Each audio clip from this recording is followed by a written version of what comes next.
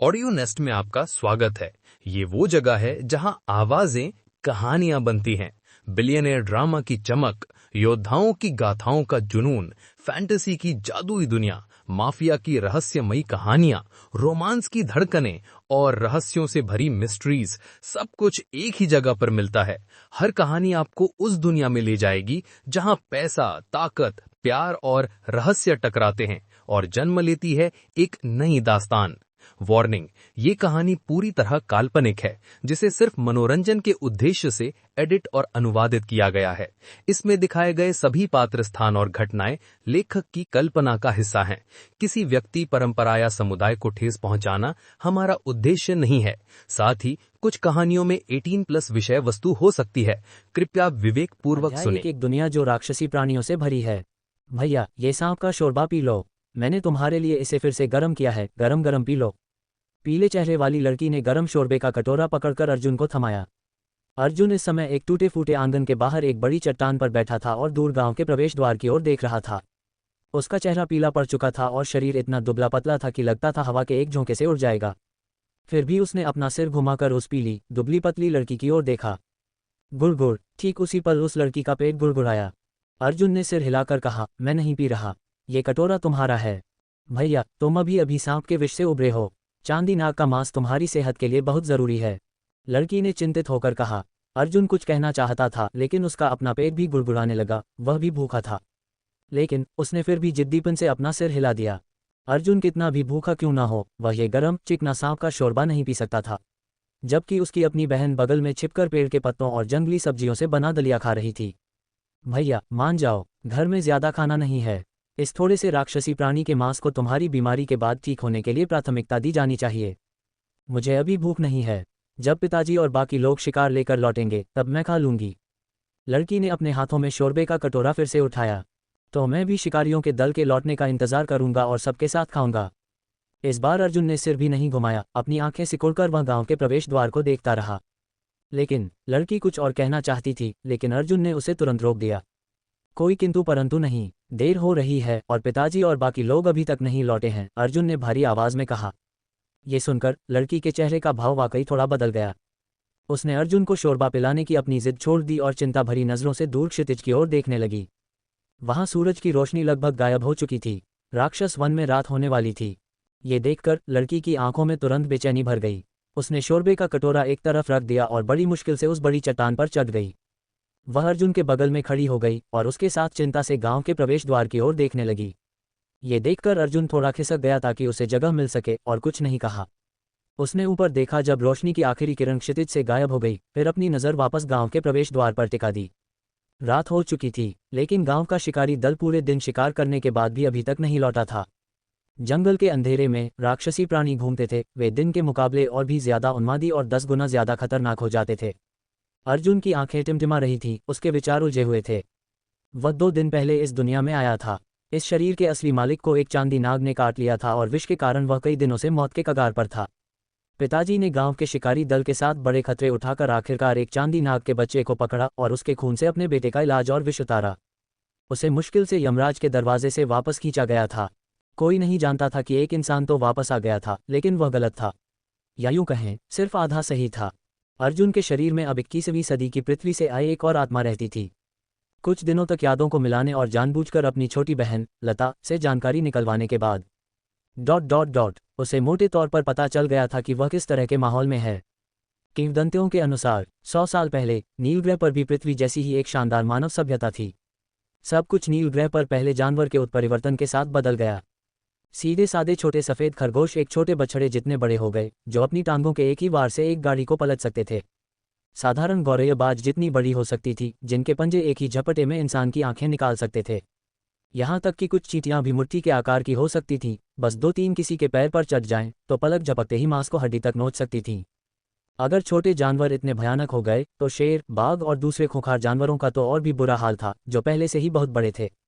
इस प्रकार नील ग्रह पर पहली, दूसरी और तीसरी पशु आपदा आई। पहले तो मानव सभ्यता ने बंदूकों और तोपों से मुकाबला किया, फिर परमाणु शस्त्रों से, और बाद में वे फिर से बंदूकों और तोपों का इस्तेमाल करने लगे। ठीक अब तक, जब अर्जुन इस दुनिया में आया। उनका गांव का शिकारी दल लकड़ी के डंडों और ठंडे शस्त्रों से इन उत्परिवर्तित राक्षसी प्राणियों का मुकाबला करता था। राक्षसी प्राणियों की प्रजनन क्षमता इंसानों के मुकाबले असाधारण थी, जिन्हें 10 महीने की गर्भावस्था और एक बच्चे को समझदार वयस्क बनने में 1 दशक से ज्यादा का समय लगता था। कई राक्षसी प्राणी साल में कई बार बच्चे देते थे और उनके बच्चे सिर्फ 6 महीने में ही काफी युद्धक शक्ति हासिल कर लेते थे। नील ग्रह के इंसान बस जीत नहीं सकते थे। मानव सभ्यता ढह गई, तकनीक खो गई, राष्ट्रीय व्यवस्था समाप्त हो गई और इंसानों के बिखरे हुए समूह राक्षसी प्राणियों से भरे महावन में फैल गए। संघर्ष करते हुए, बस किसी तरह जीवित रहते हुए। अर्जुन को जानवरों के उत्परिवर्तन का कारण नहीं पता था। गांव की सांस्कृतिक विरासत टूटी फूटी थी, कोई उचित किताबें या रिकॉर्ड नहीं थे। अर्जुन ने जो कुछ भी सुना या समझा वह सब किंवदंतियों पर आधारित था। जिस जगह अर्जुन रहता था वह राक्षसी प्राणियों से भरे जंगल में बसा एक छोटा सा गांव था, जहां इंसान एक साथ मिलकर जीवित रहने के लिए संघर्ष करते थे। ये खड़ी ढलानों पर स्थित था, जिससे इसकी रक्षा करना आसान और हमला करना मुश्किल था। ऐसे गांव का सुरक्षित क्षेत्र बहुत छोटा था। राक्षसी प्राणियों के उत्पात के कारण वे खेती, चराई या पशुपालन नहीं कर सकते थे। सौभाग्य से जब इंसानों ने स्वेच्छा से नील ग्रह की अधिकांश भूमि छोड़ दी, तो न केवल राक्षसी प्राणी बेकाबू हो गए, बल्कि बिना उत्परिवर्तन वाले जंगली जानवर भी इंसानों द्वारा छोड़े गए खालीपन को भरने के लिए तेजी से बढ़ गए। इसलिए अर्जुन जैसे बचे हुए गांव ज्यादातर बिना उत्परिवर्तन वाले जंगली जानवरों का शिकार करके और जंगली फल इकट्ठा करके भोजन प्राप्त करते और जीवित रहते थे। मूल रूप से दिन के समय भी अपेक्षाकृत सुरक्षित गांव की बस्ती छोड़कर जंगल में शिकार करने जाना बेहद खतरनाक था। ये राक्षसी प्राणियों के मुंह से निवाला छीनने जैसा था। और अब गांव के मुख्य बलवान पुरुषों से बना शिकारी दल रात होने के बाद भी नहीं लौटा था। यह अच्छा संकेत नहीं था। रात में इंसानों की दृष्टि स्वाभाविक रूप से सीमित होती है, लेकिन ज्यादातर राक्षसी प्राणियों की रात में देखने की क्षमता होती है और कई बड़े दुष्ट जीव रात में और भी ज्यादा सक्रिय होते हैं। ठीक इसी समय गांव के कई लोग अर्जुन और उसकी बहन की तरह ही थे। अपने दरवाजे पर खड़े होकर वे बड़ी उम्मीद और अत्यधिक चिंता के साथ गांव के प्रवेश द्वार की ओर देख रहे थे। भैया, मुझे डर लग रहा है। इतनी देर हो गई है, मुझे पिताजी और बाकियों की चिंता हो रही है। अनजाने में लड़की का दाहिना हाथ अर्जुन के कपड़ों के कोने को पकड़कर जोर जोर से मसल रहा था। कोई बात नहीं लता, पिताजी और बाकी लोग जरूर लौटेंगे। जब वे घर आएंगे तो शायद हमें खाने के लिए भुना हुआ हिरन का मांस मिलेगा। बहुत स्वादिष्ट होगा। अर्जुन ने लता के हाथ पर थपकी दी और मजाक में उसे शांत करने की कोशिश की। हालांकि उसकी आंखों की गहराई में एक गंभीरता थी। भले ही वह दूसरी दुनिया से आया था, लेकिन वह अभी अभी अपनी गंभीर चोटों से उबरना शुरू हुआ था और पूरी तरह से ठीक नहीं हुआ था। कमजोर और दुर्बल, वह भी खिलाए जाने का इंतजार कर रहा था। इसके अलावा इस सर्वनाश के बाद की दुनिया में जो राक्षसी प्राणियों से भरी थी, तो क्या हुआ अगर अर्जुन दूसरी दुनिया से आया था? क्या वह सीमेंट या कांच बनाकर अचानक तरक्की कर सकता था? अगर उसे भोजन की तलाश में बाहर 1 मीटर ऊंची उत्परिवर्तित जंगली बिल्ली मिल जाती तो अर्जुन एक ही म्याऊं म्याऊं प्रहार से मारा जाता। लता ने हूं में जवाब देने के बाद कुछ नहीं कहा। वह जानती थी कि अर्जुन अभी अभी एक बड़ी बीमारी से उबरा है और उसका शरीर और तनाव नहीं झेल सकता। इसलिए भले ही लता इतनी घबराई हुई थी कि वह कांपना बंद नहीं कर पा रही थी और उसके कंधे हिल रहे थे, उसने एक आवाज भी निकालने की हिम्मत नहीं की। लता नहीं चाहती थी कि उसका भाई ज्यादा चिंता करे और उसे दिलासा देने के लिए मुड़ना पड़े। वे दोनों बस चुपचाप इंतजार कर सकते थे। 15 मिनट, 30 मिनट, जैसे जैसे समय बीतता गया अर्जुन और उसकी बहन के दिल डूबते जा रहे थे। इस समय उन्हें अब शिकारी दल से कोई भोजन लाने की उम्मीद नहीं थी। वे बस यही उम्मीद कर रहे थे कि वे सुरक्षित लौट आएं। 45 मिनट, 1 घंटा, महावन की रात में अब घना अंधेरा छा चुका था। इंतजार की पीड़ा और बढ़ती निराशा को सहन न कर पाने के कारण लता धीरे धीरे सिसकने लगी। अर्जुन ने एक गहरी सांस ली और लता को पकड़ने के लिए हाथ बढ़ाया। उसे दिलासा देना चाहता था, लेकिन समझ नहीं पा रहा था कि क्या कहे। उसी पल खट खट खट, गांव के प्रवेश द्वार पर बनी साधारण सी लकड़ी की चौकी से लोहे पर घंटी बजने की आवाज आई। अर्जुन का चेहरा खुशी से खिल उठा और वह गांव के प्रवेश द्वार की ओर देखने लगा। लता भी अपने आंसुओं के बीच मुस्कुराए और चिल्लाए, घंटी 3 बार बजी है। शिकारी दल वापस आ गया है।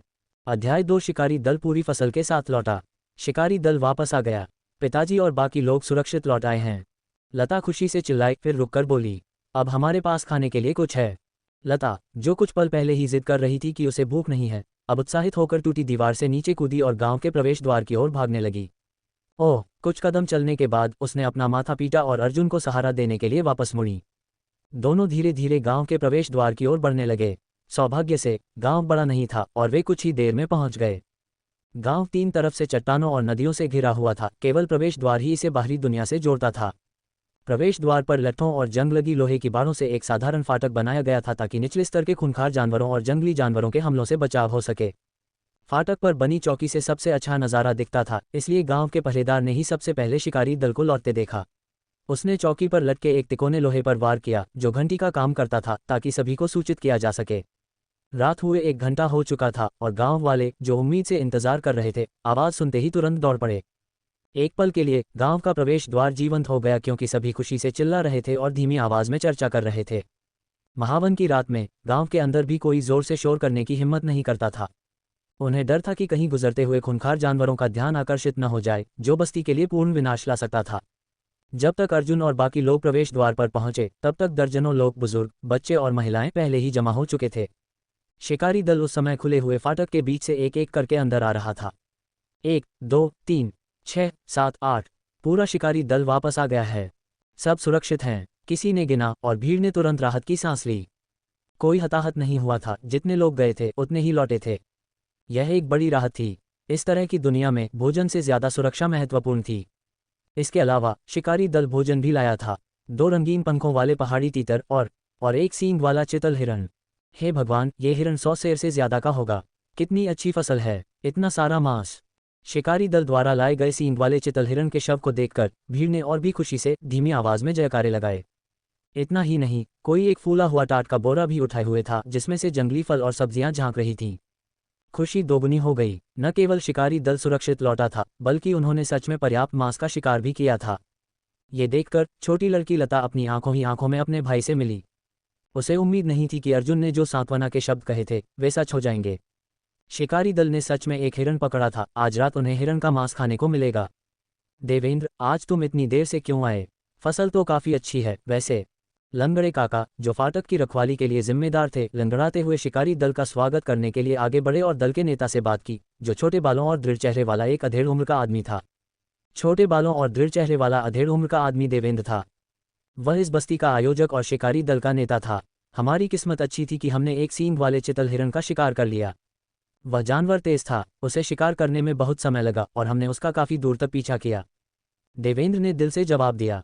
हम लगभग गांव लौटने का समय चूक गए थे लेकिन सौभाग्य से हम पहुंच गए। जैसे ही उसने ये कहा उसने महावन की रात की ओर एक नज़र डाली और उसकी आंखों में डर की एक झलक कौंध गई। नेता होने के नाते देवेंद्र की आंखों में डर एक पल में गायब हो गया। वह सबके सामने कमजोरी नहीं दिखाना चाहता था।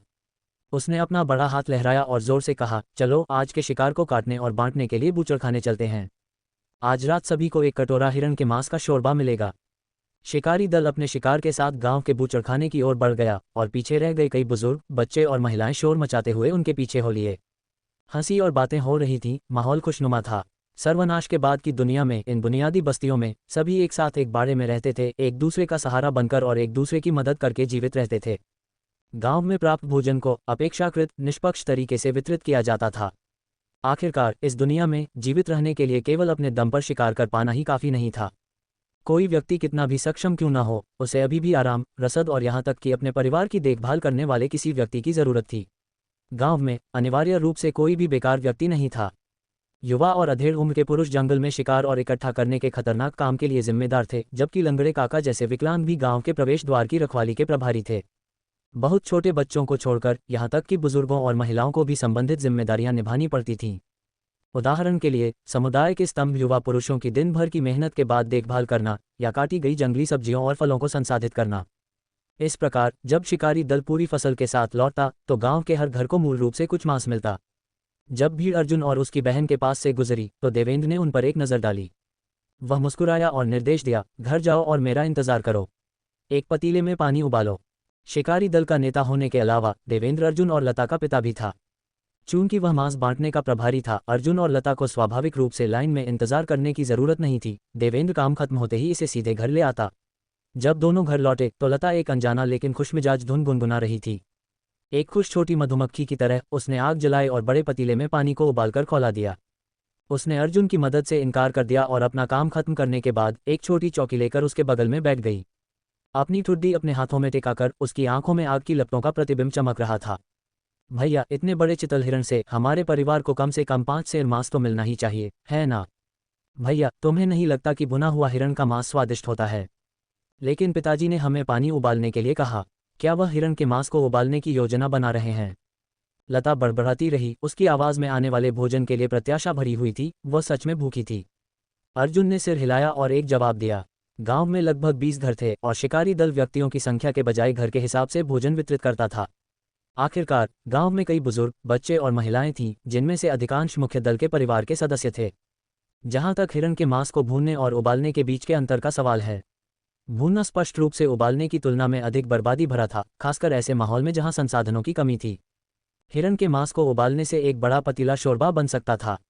न केवल शोरबा उनका पेट भरता, बल्कि बचे हुए में कुछ जंगली सब्जियां और थोड़े मोटे चावल मिलाने से एक और स्वादिष्ट भोजन बन जाता। अरे, मैं अब इसके बारे में नहीं सोचूंगी। मुझे उबला हुआ हिरण का मांस भी पसंद है।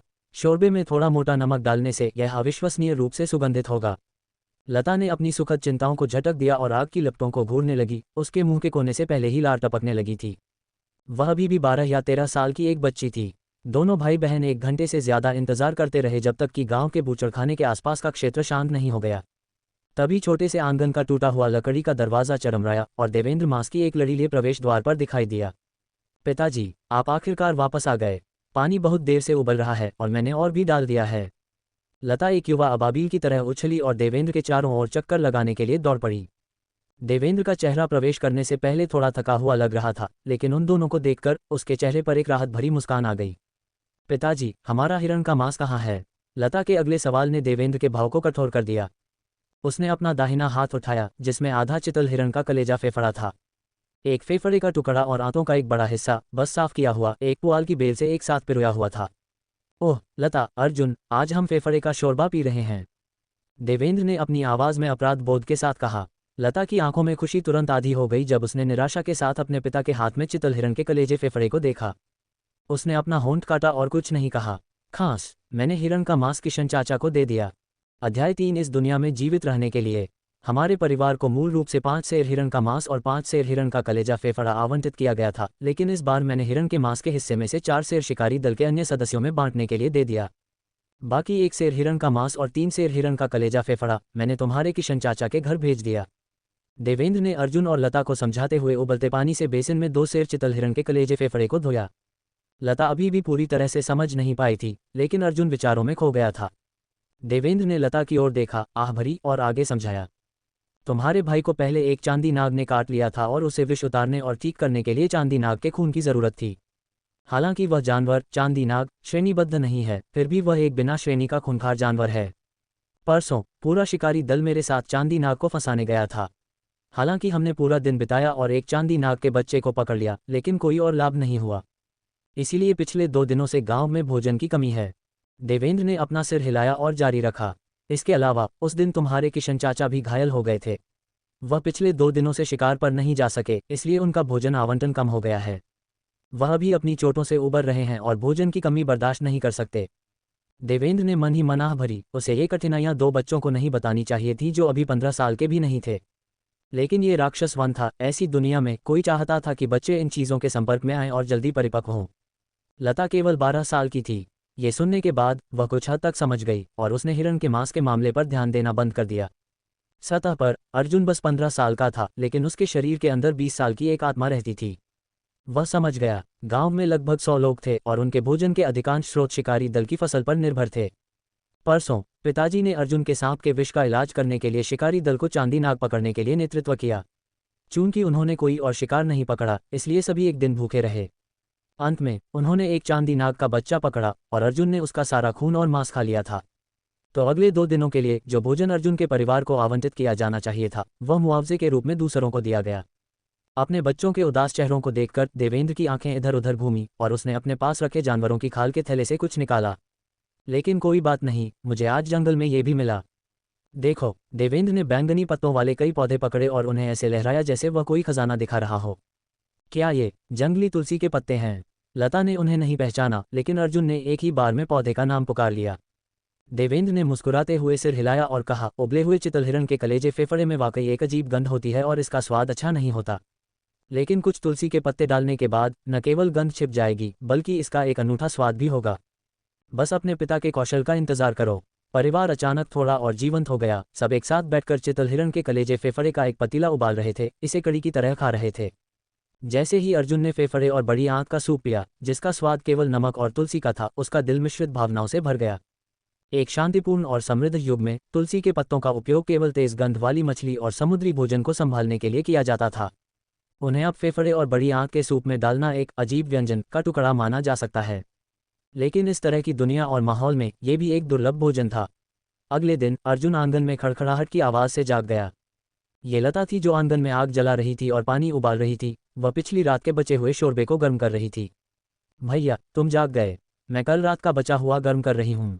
मैंने इसमें कुछ हिरण का मांस और भूरे चावल भी डाले हैं, तो ये थोड़ी देर में खाने के लिए तैयार हो जाएगा। लता ने अर्जुन को देखते ही उसका अभिवादन किया। पिताजी कहाँ हैं? अर्जुन ने पूछा।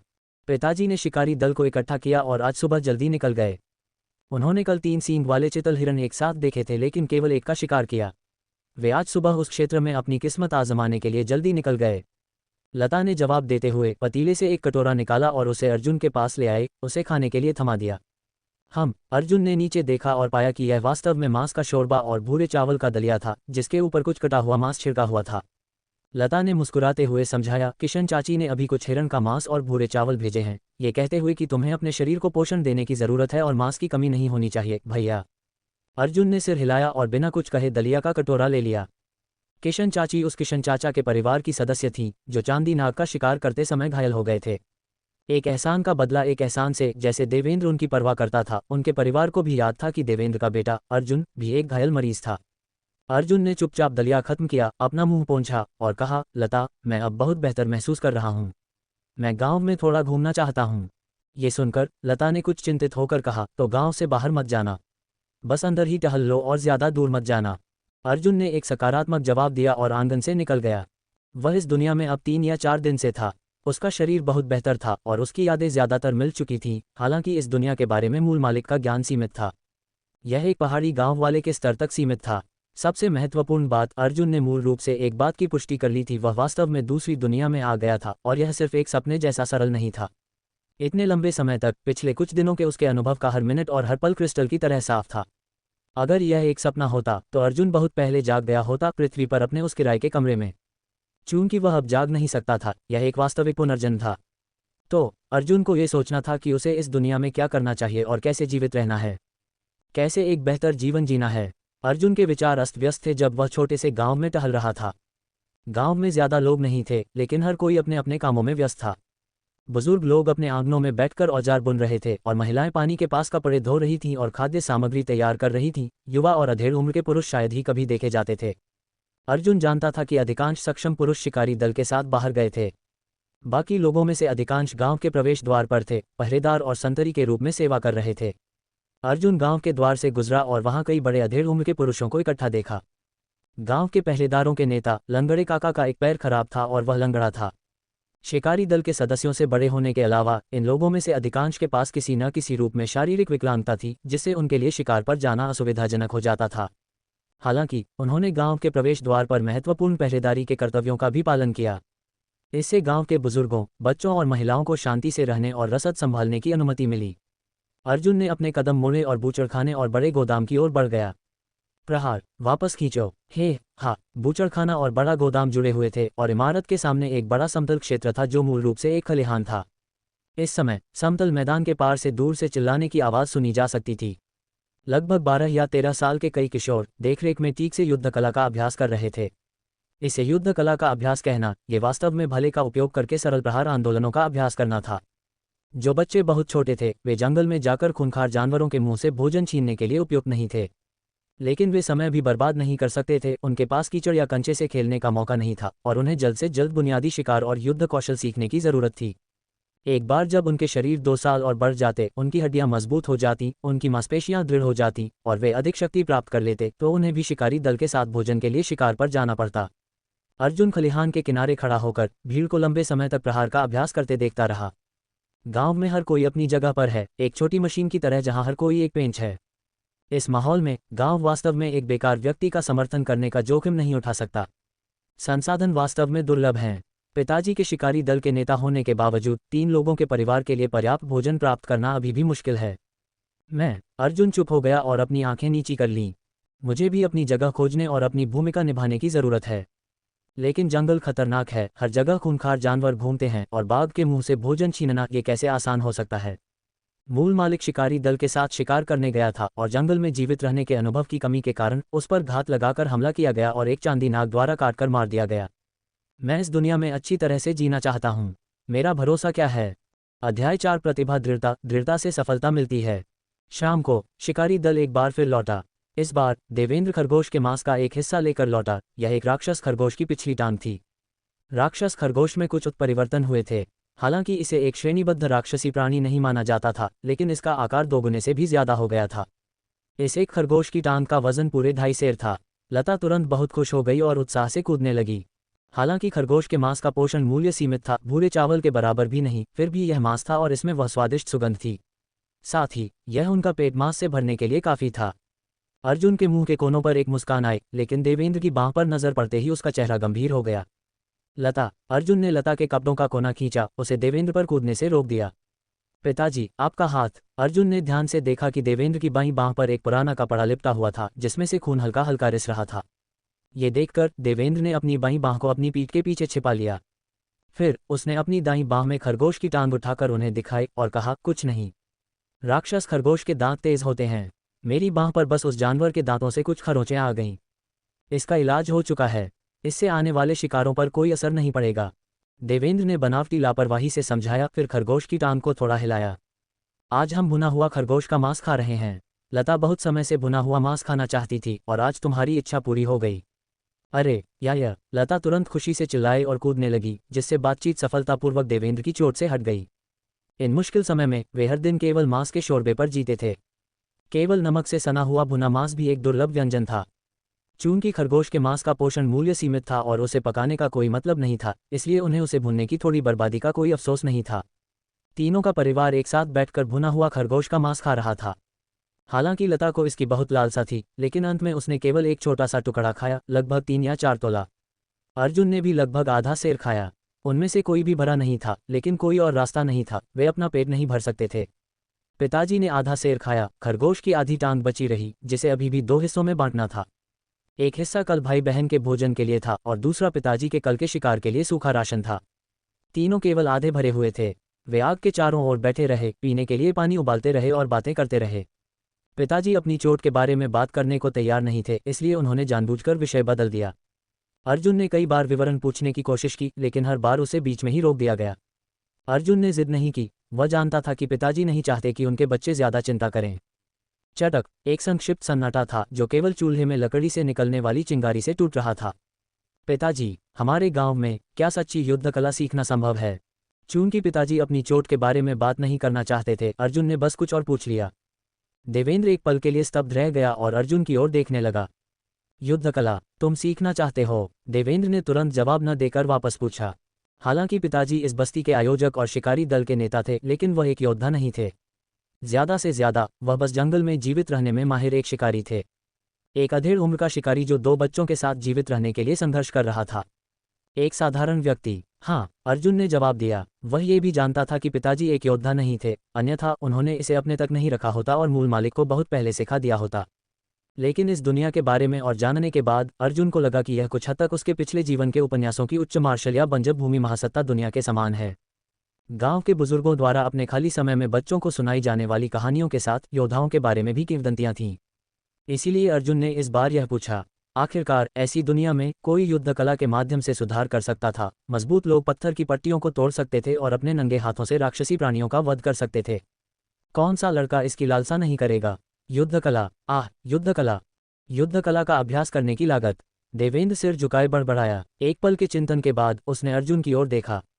सच है, तुम्हें अभी भी गांव में कुछ दिनों के लिए ठीक होने की जरूरत है। तुम शिकार पर जाने के लिए फिट नहीं हो। ऐसा करते हैं, कल तुम जाओ। इस बिंदु पर देवेंद्र ने खरगोश के मांस के बचे हुए थोड़े से हिस्से पर नजर डाली। नहीं, कल शाम को जब मैं शिकार से लौटूंगा तो मेरा इंतजार करना। मैं तुम्हें कहीं ले जाऊंगा। ... अगले दिन अर्जुन और भी जल्दी जाग गया। हालांकि पिताजी अभी भी कहीं नहीं दिख रहे थे। देवेंद्र उस दिन शिकारी दल के साथ और भी जल्दी निकल गया था। अर्जुन ने हमेशा की तरह मांस खाया और शोरबा पिया, अपनी शारीरिक स्थिति को ठीक करने के लिए कड़ी मेहनत करते हुए चुपचाप पिताजी के लौटने का इंतजार किया। युद्ध कला के मामले में देवेंद्र ने अर्जुन को पिछली रात कोई निश्चित जवाब नहीं दिया था, जिससे वह रहस्य में डूबा रहा। इस रहस्य ने हालांकि अर्जुन की प्रत्याशा को बढ़ा दिया, जिससे उसे आज अधिक ऊर्जावान महसूस हुआ। शाम को शिकारी दल लौट आया। देवेंद्र 2 तरह का भोजन लेकर लौटा। कुछ तीतर के कलेजे गुर्दे के अलावा वास्तव में एक पूरा रेशमी पंख वाला पहाड़ी तीतर था। ये लगभग 3 या 4 सेर का लग रहा था। यह अभी भी जीवित था और छटपटा रहा था, उसके पैर बेत की रस्सी से बंधे थे। आज रात हम कलेजी का शोरबा पिएंगे। लता, परेशान मत हो, इस जीवित पहाड़ी तीतर का बाद में एक उपयोग है। पिताजी ने तीतर को एक तरफ रख दिया और एक अनिच्छुक लता को साथ खींचकर कलेजी साफ करना शुरू कर दिया। परिवार ने इकट्ठा होकर कलेजी का शोरबा पिया, जबकि लता की आंखें बार बार बगल में रखे पूरे पहाड़ी तीतर की ओर जा रही थीं। ये देखकर अर्जुन ने स्पष्ट रूप से कुछ अनुमान लगाया और थोड़ा बुरा महसूस किया। हालांकि युद्ध कला सीखने के रहस्य में डूबे हुए उसने बोलने की अपनी इच्छा को दबा दिया। रात के खाने के बाद पिताजी पहले उठे और जीवित पहाड़ी तीतर को उठाया। अर्जुन, मेरे साथ आओ। अर्जुन पिताजी के पीछे पीछे घर से बाहर निकल गया। वे गांव से होते हुए गोदाम के बाहर खलिहान में पहुंचे। पुराने वर्मा जी, पिताजी ने अपने हाथ में तीतर उठाया और गोदाम के प्रवेश द्वार पर एक अधेड़ उम्र के आदमी का अभिवादन किया। वर्मा जी नाम का वह व्यक्ति इस समय गोदाम के प्रवेश द्वार पर था। उसने भी कुछ पकाने के लिए आग पर एक छोटा पतीला रखा हुआ था। जैसे ही दोनों पास पहुंचे, अर्जुन ने उबलते भाप निकलते पतीले में झांका। ये वैसा ही था जैसा उसने अभी खाया था। कुछ कलेजी भी थी जिसके ऊपर तेल की कुछ बूंदें तैर रही थीं, जिसमें कुछ जंगली सब्जियों के पत्ते मिले हुए थे। पुराने वर्मा जी गांव के गोदाम की रखवाली के प्रभारी थे। वह आमतौर पर खलिहान पर युवाओं को शारीरिक तंदुरुस्ती में भी मार्गदर्शन करते थे। वह अनिवार्य रूप से गांव के प्रशिक्षक थे, उस तरह के जो कुछ युद्ध कला और प्रहार तकनीक जानते थे। अधेड़ उम्र का आदमी युद्ध कला जानता था, फिर भी वह शिकारी दल में शामिल नहीं हुआ और इसके बजाय उसे गोदाम की रखवाली का आसान काम सौंपा गया। ऐसा इसलिए था क्योंकि वह एक साधारण व्हीलचेयर में बैठा था। देवेंद्र, तुम्हें मुझसे कुछ काम है। व्हीलचेयर पर वर्मा जी ने आग में लकड़ी का एक टुकड़ा डालने के लिए झुककर सूप के पतीले को फिर से हिलाया। तभी उसने वापस मुड़कर उन दोनों को देखा। उसकी नज़र पहले देवेंद्र पर पड़ी, फिर उसके हाथ में तीतर पर और अंत में, जानबूझकर या नहीं, अर्जुन पर एक नज़र डाली। वर्मा जी की नज़र में बहुत कुछ छिपा था। हे वर्मा जी, मुझे आज एक ताज़ा पहाड़ी तीतर मिला। मैं आपके लिए इसे चखने के लिए लाया हूँ। पिताजी मुस्कुराए, तीतर को एक तरफ रखा और अपने हाथ रगड़े। वर्मा जी ने तुरंत मना कर दिया। देवेंद्र, ये तुम्हारी फसल है, मैं इसे बिल्कुल नहीं ले सकता। मेरे जैसे बेकार बूढ़े आदमी को जिंदा रहने के लिए एक घूंट कलेजी का शोरबा मिल जाए, ये भी तुम्हारी मेहरबानी है। तुम गांव के मुखिया हो, ज्यादा महत्वपूर्ण बात यह है कि तुम इस पूरी जगह की रीढ़ हो। दर्जनों लोग तुम्हारे संरक्षण पर जीवित रहने के लिए निर्भर हैं। तुम्हें मांस खाना चाहिए, तुम्हें ये तीतर खाना चाहिए, मेरे जैसे बूढ़े आदमी को नहीं। वर्मा जी ने ईमानदारी से कहा, लेकिन देवेंद्र ने इस विषय पर ज्यादा ध्यान नहीं दिया। उसने विषय बदल दिया। वर्मा जी, अर्जुन सच्ची युद्ध कला के बारे में जानना चाहता है। क्या आपको लगता है आप उससे इस बारे में बात कर सकते हैं? जैसे ही पिताजी ने ये कहा, उन्होंने वास्तव में वर्मा जी को पिछले विषय से हटा दिया। वर्मा जी ने अर्जुन पर एक गंभीर नज़र डाली और धीरे से आह भरी। देवेंद्र, तुमने ये सवाल मुझसे 1 साल पहले पूछा था, है ना? मैंने तुम्हें तब एक जवाब दिया था। ये सुनकर पिताजी ने सिर हिलाया, फिर अपना सिर हिलाया। मुझे पता है, मैं बस फिर से कोशिश करना चाहता था। बस मामले में वर्मा जी, भोजन मिलना कठिन से कठिन होता जा रहा है। गांव में महीनों से एक दाना भी अतिरिक्त अनाज नहीं है। इस दुनिया में साधारण लोगों के लिए एक अच्छा जीवन जीना कठिन से कठिन होता जा रहा है। वर्मा जी ने पिताजी के चेहरे पर दृढ़ संकल्प और अर्जुन की आंखों में उम्मीद की नज़र देखी। उन्होंने गंभीरता से कहा, लेकिन क्या तुमने युद्ध कला का अभ्यास करने की लागत पर ध्यान से विचार किया है? पिताजी के चेहरे की मांसपेशियां फड़क उठीं और उन्होंने दांत भींचकर सिर हिलाया। वर्मा जी ने जारी रखा, राक्षसी प्राणी के मांस की खपत सबसे महत्वपूर्ण हिस्सा भी नहीं है। सबसे महत्वपूर्ण बात यह है कि कभी कभी प्रयास और लागत के बावजूद कोई परिणाम नहीं हो सकता है। क्या तुम समझ रहे हो कि मैं क्या कह रहा हूँ? एक साधारण व्यक्ति के लिए अपने शरीर का निर्माण करना और कुछ युद्ध तकनीकों का अभ्यास करना अपेक्षाकृत आसान है, लेकिन सच्ची युद्ध कला वास्तव में किसी के शरीर और प्रतिभा पर निर्भर करती है। 100 लोगों में से शायद केवल 2 या 3 ही सफल होंगे। पिताजी स्तब्ध थे। गांव में वर्मा जी की पृष्ठभूमि रहस्यमयी थी और ऐसा लगता था कि उन्होंने बाहर की दुनिया देखी है। वास्तव में उन्होंने 1 साल पहले वर्मा जी से पूछा था। वर्मा जी ने अर्जुन के शरीर की जांच की थी और कहा था कि उसके पास युद्ध कला के लिए ज्यादा क्षमता नहीं है। इसके अलावा शुरुआत में भी युद्ध कला का अभ्यास करने के लिए प्रति व्यक्ति 1 सेर से ज्यादा मांस का दैनिक पूरक आवश्यक था, अधिमानतः राक्षसी प्राणियों से। अन्यथा यदि पोषण परिश्रम के साथ तालमेल नहीं बिठा पाता तो शरीर अनिवार्य रूप से टूट जाता। यही कारण था कि देवेंद्र ने तब हार मान ली थी, जिससे अर्जुन को युद्ध कला सीखने का विचार बुझ गया। अन्यथा कौन सा माता पिता नहीं चाहेगा कि उनका बच्चा सफल हो? यदि युद्ध कला सीखना वास्तव में एक विकल्प होता तो क्या वह अपने बच्चे के इसे उठाने का इंतजार करता? पिताजी ने अपने घायल बाएं हाथ पर एक नज़र डाली, फिर अर्जुन पर, फिर दांत भींचकर कहा, चलो फिर से कोशिश करते हैं। आखिरकार अगर उसने सच में युद्ध कला सीख ली तो उसे अपनी तरह एक राक्षस खरगोश द्वारा तंग नहीं किया जाएगा। वह कम से कम अपने पिता से ज्यादा सफल होगा। भविष्य में वह उससे ज्यादा सम्मानित जीवन जिएगा। वर्मा जी चुप हो गए, अपनी आंखें सिकोड़कर अर्जुन को काफी देर तक देखते रहे। काफी देर बाद उन्होंने कहा, अर्जुन तुम इस साल 15 के हो, है ना? अर्जुन ने सिर हिलाया। तुम 15 के हो, अब तक तुम्हें समझदार हो जाना चाहिए। तुम अपने पिता को तुम्हें युद्ध कला सीखने देने के लिए कैसे उकसा सकते हो? हम जैसे जंगल के निवासियों को युद्ध कला सीखने का क्या हक है? क्या तुम्हें पता है कि तुम्हारी खपत को पूरा करने के लिए तुम्हारे पिता को शिकार करते समय कितना जोखिम उठाना पड़ेगा? और तुम्हें क्यों लगता है कि तुम सफल हो सकते हो? क्या तुम अपने पिता के दैनिक खतरे को दोगुना करने के लिए केवल 2 या 3% सफलता की संभावना के बदले तैयार हो? चूंकि वर्मा जी पिताजी को नहीं मना सके, उन्होंने बस अपने पिता के सामने अर्जुन को समझाने की कोशिश की, उसकी भावनाओं को अपील करते हुए। उनके विचार में एक समझदार बच्चे को युद्ध कला जैसी हवाई चीज का पीछा नहीं करना चाहिए। कम से कम ऐसी स्थिति में तो नहीं जहां उन्हें खाने के लिए भी पर्याप्त न मिल रहा हो। वर्मा जी के लिए युद्ध कला ऐसी चीज नहीं थी जिसके बारे में निचले स्तर के जंगल के निवासियों को सोचना भी चाहिए। अर्जुन स्तब्ध रह गया, उसका चेहरा लाल हो गया। बेशक वह समझदार था, 2 जीवन जीने के बाद उसकी मानसिक आयु पहले से ही 20 के दशक में थी। लेकिन अर्जुन के पास अभी भी एक कारण था कि उसे युद्ध कला क्यों सीखनी थी।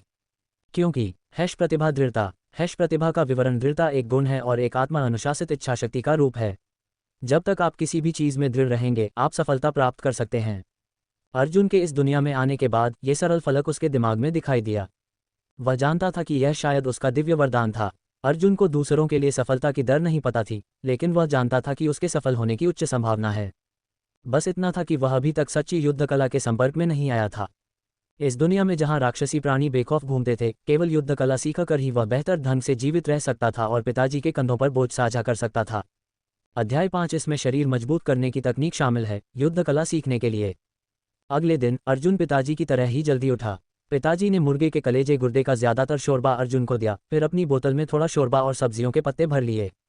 अर्जुन ने एक शिकारी दल के नेता को अपनी बोतल में जंगली सब्जियों का पेस्ट डालते देखा। वह मन ही मन उदास हुए बिना नहीं रह सका।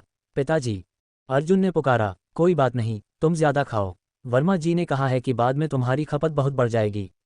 जब हमारा शिकारी दल बाहर होता है, अगर हम शिकार पकड़ते हैं तो हम वहीं दोपहर का भोजन कर लेते हैं। अगर कोई शिकार न भी हो तो आमतौर पर जंगली सब्जियां और फल मिल जाते हैं। मेरी चिंता मत करो, लगे रहो, पिताजी ने समझाया और फिर जल्दी से दरवाजे से बाहर निकल गए। आज से अगर अर्जुन सच में कुछ किस्मत से युद्ध कला सीख सकता है तो उसे हर दिन परिवार के लिए 1 सेर अतिरिक्त मांस कमाना होगा। शिकारी दल और पिताजी पर दबाव और भी बढ़ गया। हर पल कीमती था। दबाव महसूस मत करना। पिताजी को कुछ याद आया, वह आंगन के गेट पर वापस मुड़े और अर्जुन को एक बार फिर समझाया, खपत के बारे में तुम्हें ज्यादा चिंता करने की जरूरत नहीं है। कल हमने जो सींग वाला चितल पकड़ा था, उसके बारे में हमें संदेह है कि वे झुंड में चलते हैं। शिकारी दल उनके निशानों पर नजर रख रहा है और कुछ सुराग मिले हैं। देखना, तुम्हारा बूढ़ा बाप अगले कुछ दिनों में तुम्हारे लिए एक बड़ा वाला पकड़ कर लाएगा। खाने के लिए बहुत सारा हिरण का मांस होगा। पिताजी को डर था कि अर्जुन वर्मा जी की बातों से डर गया है, इसलिए उन्होंने विशेष रूप से समझाया, सींग वाले चितल हिरण अकेले रहने वाले जानवर नहीं होते, एक को पकड़ना ये साबित करता है कि उस क्षेत्र में एक झुंड होना चाहिए। अर्जुन खलिहान की ओर चलते हुए थोड़ा उलझन में था, लेकिन इससे युद्ध कला सीखने का उसका संकल्प और भी मजबूत हो गया। अर्जुन की वर्तमान स्थिति में अपने शरीर को ठीक करने के बाद भी शिकारी दल के साथ शिकार करने जाना ज्यादा काम का नहीं होगा। शिकारी दल की फसल सिर्फ एक और साधारण व्यक्ति की युद्धक शक्ति से नहीं बढ़ेगी। अनिवार्य रूप से वे प्रकृति की दया पर थे, अपनी फसल के लिए किस्मत पर निर्भर थे। अर्जुन केवल तभी अधिक उपयोगी हो सकता है जब वह युद्ध कला सीख ले और एक साधारण व्यक्ति के दायरे से आगे बढ़ जाए। ये पृथ्वी पर गरीब पहाड़ी परिवारों के बच्चों जैसा था। अपने माता पिता के साथ पहले खेती शुरू करने से परिवार में ज्यादा बदलाव नहीं आएगा। पारिवारिक परिस्थितियों को वास्तव में सुधारने के लिए किसी को कड़ी मेहनत करनी होगी और उच्च पद का व्यक्ति बनने का प्रयास करना होगा। वर्मा चाचा। खलिहान पहुंचने के बाद अर्जुन ने वर्मा चाचा का अभिवादन किया। वर्मा चाचा ने गर्मजोशी से जवाब नहीं दिया, उनका भाव कल रात की तुलना में बहुत ठंडा था। अर्जुन को देखते हुए उनकी आंखों में तिरस्कार का एक संकेत भी था। परिपक्व दिमाग वाले अर्जुन को पता था कि वर्मा चाचा उसे जिद्दी, अज्ञानी और असंवेदनशील होने के लिए दोषी ठहरा रहे थे। जब उनके पास शर्तें नहीं थीं, तब भी युद्ध कला सीखने पर जोर दे रहे थे। न केवल उम्मीदें कम थीं, बल्कि इसने पिताजी पर बिना किसी कारण के भारी बोझ भी डाल दिया। और पिताजी गांव की रीढ़ थे। ऐसी परिस्थितियों में इस खूंखार जानवर वाले जंगल में गांव के जीवित रहने की क्षमता का बहुत कुछ देवेंद्र नेता से लेना देना था। पिताजी एक तरह से गांव के मुखिया भी थे। उन्हें खतरा उठाने देना पूरे गांव के लिए जोखिम बढ़ा रहा था। वर्मा चाचा ने अर्जुन को काफी देर तक एक तरफ छोड़ दिया, जिससे अर्जुन के जल्दी उठने का प्रयास व्यर्थ हो गया। खलिहान पर कई अन्य आधे अधूरे लड़के दौड़कर आए और गोदाम से एक एक करके भले उठाए। वर्मा चाचा ने उनके भले से हत्या के अभ्यास का पर्यवेक्षण करना शुरू कर दिया। कुछ देर के लिए जोर जोर से चिल्लाते रहे। इस समय तक सूरज ऊंचा हो गया था। तभी वर्मा चाचा ने अपनी व्हीलचेयर को हिलाया। गोदाम के छज्जे के नीचे पानी पीने के लिए वापस जाना चाहते थे। अर्जुन बहुत धैर्यवान और चौकस था। ये देखकर वह तुरंत वर्मा चाचा के पीछे गया और उनकी व्हीलचेयर को छज्जे के नीचे छाया में धकेल दिया, और उसने उत्सुकता से पानी का कप लाकर दिया। वर्मा चाचा ने पानी का एक घूंट पिया और इस बार अर्जुन की ओर देखा, जैसे उसने उसे अभी अभी देखा हो। तुम यहाँ हो? तुम यहाँ कब से हो? 1 घंटे से ज्यादा हो गया। अर्जुन ने मन ही मन सोचा, लेकिन अपने चेहरे पर नहीं दिखाया, इसके बजाय मुस्कुराते हुए सिर हिलाया। वर्मा चाचा, मैं अभी कुछ देर पहले आया हूँ। मैंने अभी आपको आवाज़ दी थी, लेकिन आपने नहीं सुना। वर्मा चाचा ने अर्जुन के चेहरे को कुछ सेकंड तक घूर कर देखा, जैसे उसे समझने की कोशिश कर रहे हों। उनका भाव अपरिवर्तित रहा, लेकिन अपने दिल में उन्होंने चुपके से सिर हिलाया। अर्जुन को आधा अंक अनुमोदन दिया। इस बच्चे में धैर्य और चालाकी है, लेकिन युद्ध कला सीखना सिर्फ धैर्य की बात नहीं है। असली युद्ध कला उससे अलग है जो वे कर रहे हैं। वर्मा चाचा ने भले से हत्या का अभ्यास कर रहे किशोरों की ओर अपनी ठुड्डी से इशारा करते हुए कहा। जो वे कर रहे हैं उसे केवल सरल शक्ति प्रयोग तकनीक माना जा सकता है। ये भला विद्या युद्ध का बमुश्किल बुनियादी कौशल है। ये भला विद्या युद्ध कला है, एक प्रकार की युद्ध कौशल तकनीक है, लेकिन सच्ची युद्ध कला साधना विधि नहीं है। वर्मा चाचा के शब्द कुछ हद तक रहस्यमयी थे, लेकिन अर्जुन को उत्साह का अनुभव हुआ। क्या ये बाहरी और आंतरिक शक्ति का अंतर है? अर्जुन ने युद्ध कला उपन्यास के ट्रॉप्स के बारे में सोचा और बोलने से खुद को रोक नहीं सका। वर्मा चाचा ने आश्चर्य से अर्जुन की ओर देखा।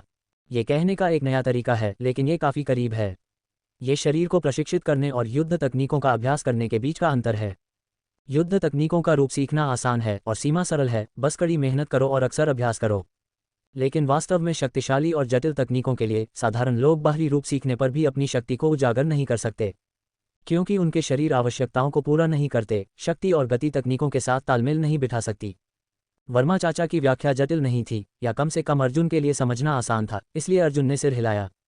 तो सच्ची युद्ध कला युद्ध तकनीकों से शुरू नहीं होती, बल्कि शरीर को प्रशिक्षित और तपाने से शुरू होती है। अर्जुन, क्या तुम सच में ये कठिनाई सहन कर सकते हो?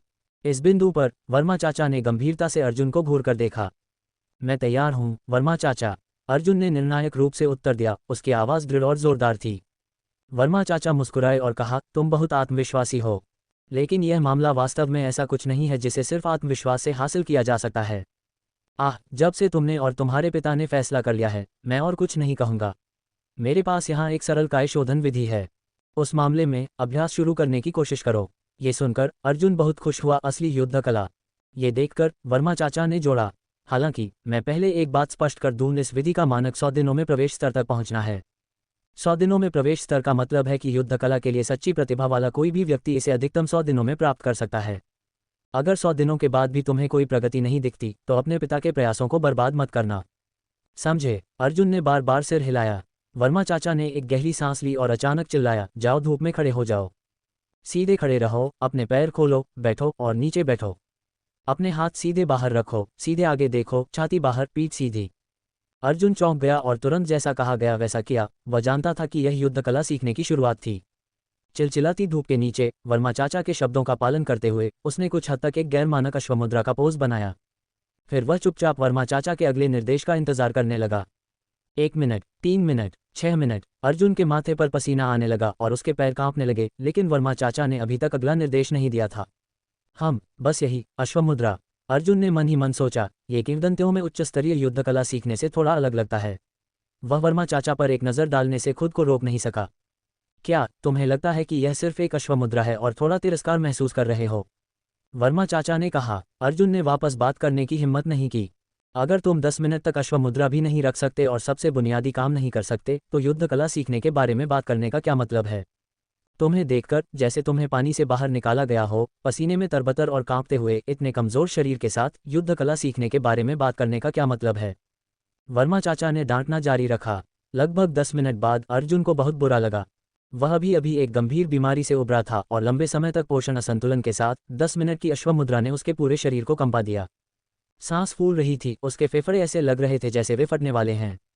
खड़े मत हो, साफ सुनो, अगला हिस्सा मुख्य है, मेरे आदेशों का पालन करो। वर्मा चाचा ने अर्जुन पर जरा भी दया नहीं दिखाई, इसके बजाय उन्होंने जोर से चिल्लाया, गहरी सांस अंदर, रोको। किसने कहा तुम्हें सांस छोड़ने के लिए? फिर से, गहरी सांस अंदर, रोको, सांस को अपनी छाती से अपने पेट तक लुढ़कने दो, फिर इसे नीचे से वापस ऊपर लुढ़काओ और धीरे धीरे सांस छोड़ो। वर्मा चाचा डांटते रहे और अर्जुन को एक अजीब सांस लेने की तकनीक सिखाना शुरू कर दिया। पेट से सांस लेने के समान, लेकिन अलग अलग लंबाई और अनियमित लय के साथ। यह एक अजीब, असहज लय थी। अर्जुन की अश्वमुद्रा पहले से ही अस्थिर थी और वह हार मानने वाला था। इस ऑक्सीजन अवरोधक, दम घोंटने वाली सांस लेने की विधि का सामना करते हुए वह ढहने के कगार पर था। खड़े मत हो। अगर तुम पहले अभ्यास में आधे घंटे तक नहीं टिक सकते तो तुम अयोग्य हो और मानक को पूरा नहीं करते। तो कल वापस मत आना। वर्मा चाचा, अर्जुन के जीवन या मृत्यु के प्रति सीमिंगली उदासीन, ने अर्जुन के खड़े होने की प्रवृत्ति को रोकने के लिए चिल्लाया।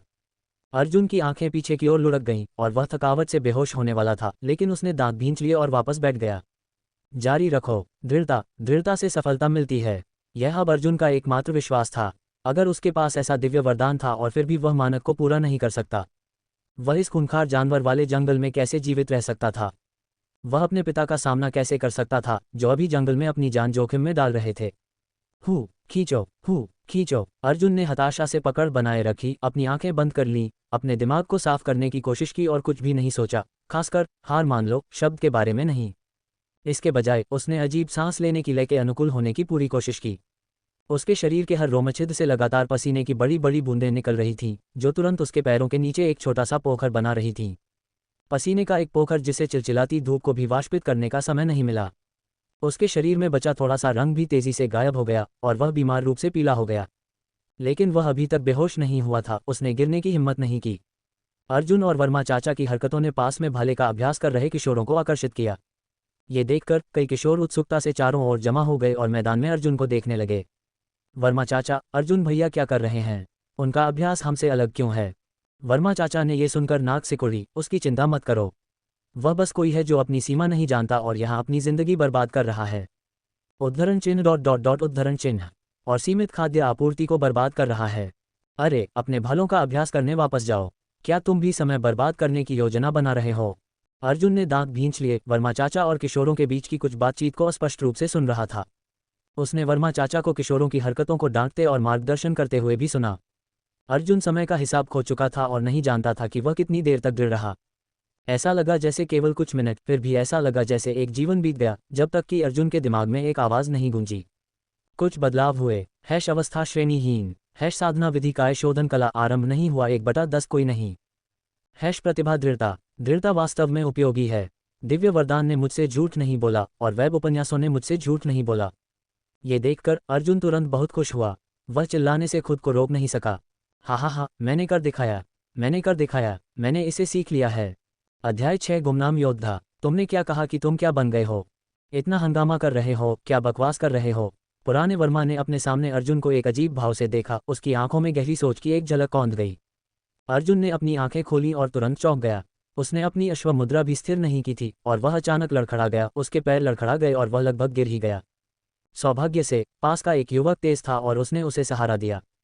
कुछ ही क्षण पहले, जब अर्जुन समय का हिसाब खो चुका था, अपनी पीड़ा में डूबा हुआ था, युवक आकर्षित हो गए थे। पुराने वर्मा की डांट और फटकार को नजरअंदाज करते हुए वे अर्जुन को फिर से देखने के लिए भीड़ लगा चुके थे। ऐसा लग रहा था जैसे वे कोई सकस का करतब देख रहे हों, क्योंकि अर्जुन ऐसा लग रहा था जैसे हवा का एक झोंका उसे उड़ा ले जाएगा। पसीने में तरबतर और किसी भी क्षण निर्जलीकरण से दहने के लिए तैयार दिख रहा था। फिर भी चमत्कारिक रूप से उसने लंबे समय तक दृढ़ता का प्रदर्शन किया था। युवक आपस में चर्चा भी कर रहे थे और अनुमान लगा रहे थे कि अर्जुन आखिरकार कब बेहोश होगा। वे किसी भी क्षण तैयार थे। इस व्यवहार के लिए पुराने वर्मा ने इस बार उन्हें नहीं डांटा, क्योंकि पुराने वर्मा ने भी अर्जुन के प्रदर्शन को लेकर एक अजीब भाव दिखाया। ये बिल्कुल सदमा नहीं था, लेकिन वह उत्सुक था कि अर्जुन की सीमाएं कहाँ हैं। मुझे उम्मीद नहीं थी कि तुम्हारा शरीर भले ही ज्यादा कुछ न हो, लेकिन तुम्हारी सहनशीलता और धैर्य वास्तव में देखने लायक हैं, पुराने वर्मा ने खुद से कहा। लेकिन उसने तुरंत जोड़ा, हालांकि ज्यादा खुश मत हो। ये सब क्या चिल्ला रहे हो कि तुमने इसे सीख लिया है? तुमने अभी अभी शुरुआत की है। तुम प्रवेश स्तर तक पहुंचने से भी बहुत दूर हो। क्या तुम्हें ये कहते हुए शर्म नहीं आ रही कि तुमने इसे सीख लिया है?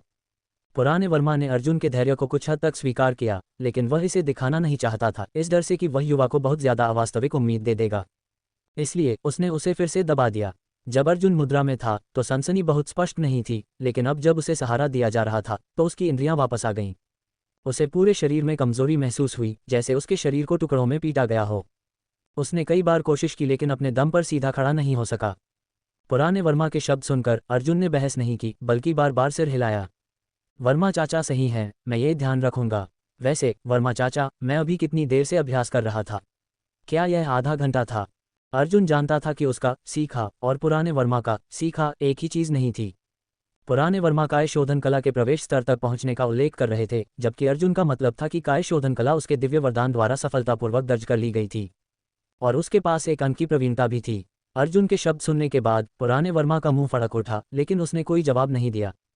इसके बजाय उसने दूर देखने के लिए मुड़कर देखा, जैसे कि खलिहान के दूसरी तरफ एक बड़े पेड़ ने उसका ध्यान विशेष रूप से आकर्षित किया हो।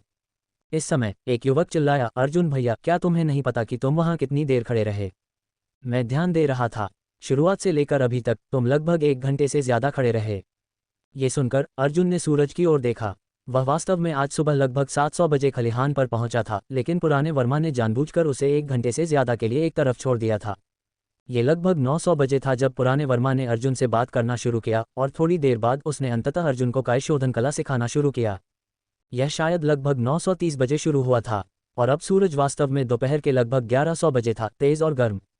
अर्जुन को अब काय शोधन कला के अपने पहले अभ्यास का स्पष्ट अंदाजा हो गया था। स्पष्ट रूप से पुराने वर्मा ने कहा था कि ज्यादातर लोगों के पहले अभ्यास के लिए 30 मिनट तक दृढ़ रहने को मानक पूरा करना माना जाता था। अभ्यास जारी रखने की दहलीज तक पहुंचना। लेकिन अर्जुन इस मानक से बहुत आगे निकल गया था, जिसने पुराने वर्मा को, जो उसे कभी ज्यादा महत्व नहीं देते थे, थोड़ा शर्मिंदा महसूस कराया। ये सोचकर अर्जुन मन ही मन हंसा। हालांकि उसके दिल की प्रकृति ऐसी थी कि अर्जुन इतनी छोटी सी बात का इस्तेमाल जानबूझकर पुराने वर्मा के सामने दिखावा करने के लिए नहीं करेगा। पुराने वर्मा को उकसाने की तो और भी कम जरूरत थी। अर्जुन ने ध्यान से अपनी आवाज को समायोजित किया और फुसफुसाया, वर्मा चाचा, तो क्या मैं अभ्यास जारी रख सकता हूँ?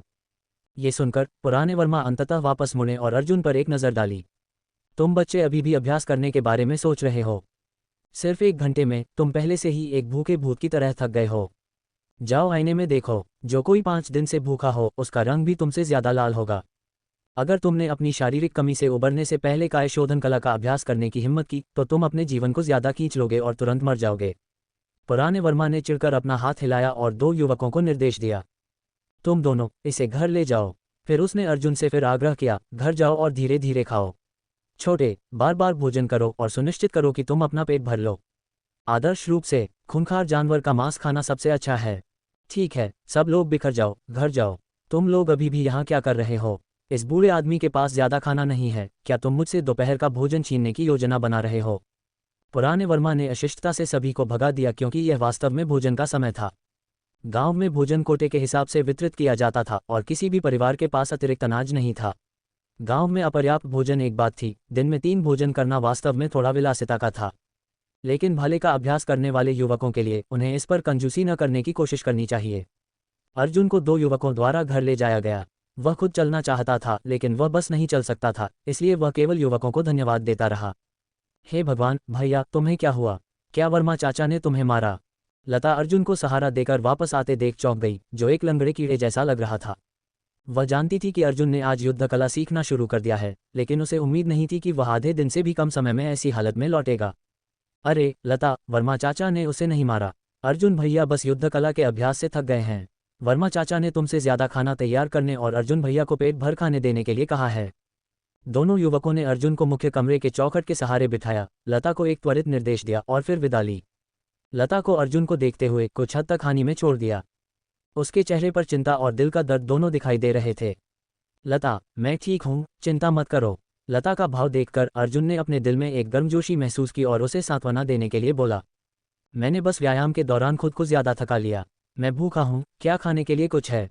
हाँ है। आज हमारे पास भूरे चावल के दलिया के साथ मुर्गे के कलेजे गुर्दे का शोरबा है और मैंने इसमें कुछ कटी हुई जंगली प्याज भी डाली हैं। इसकी महक अद्भुत है। लता इससे बाहर निकली। छोटी रसोइया के रूप में उसने स्पष्ट रूप से आज अपने भाई के युद्ध कला प्रशिक्षण के लिए आहार संबंधी तैयारी की थी। बस इतना था कि परिवार की स्थितियां सीमित थीं और वह जो कुछ भी ला सकती थी ले आई थी।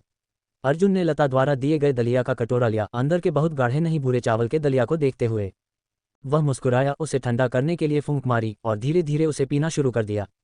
इस समय अर्जुन इतना क्षीण था कि वह थक गया था। उसे वास्तव में कोई भूख नहीं थी और वह भूख भी महसूस नहीं कर सकता था। लेकिन पुराने वर्मा के शब्दों के अनुसार अर्जुन को पोषक तत्वों और अपने शरीर की कमी को पूरा करने के लिए खाने की जरूरत थी। भले ही उसे अभी एक चमकता हुआ भुना हुआ हिरण का पैर दिया जाता, वह उसे नहीं खा पाता। इस तरह का चावल का सूप बिल्कुल सही था। अर्जुन ने धीरे धीरे पिया, लेकिन उसने काफी पिया। लगातार 3 कटोरे के बाद ही रुका। वह इसलिए नहीं रुका क्योंकि वह भर गया था, बल्कि इसलिए कि उसने देखा कि पतीले में केवल 2 कटोरे बचे थे। लता, शायद अभी तक नहीं खाए है, अर्जुन ने सोचा, फिर कटोरा नीचे रख दिया और लता के और परोसने की हरकत को रोक दिया। मैं भर गया हूँ, मुझे और नहीं चाहिए। अभी व्यायाम करना बहुत थका देने वाला था। लता, मैं थोड़ी देर के लिए लेटने जा रहा हूँ।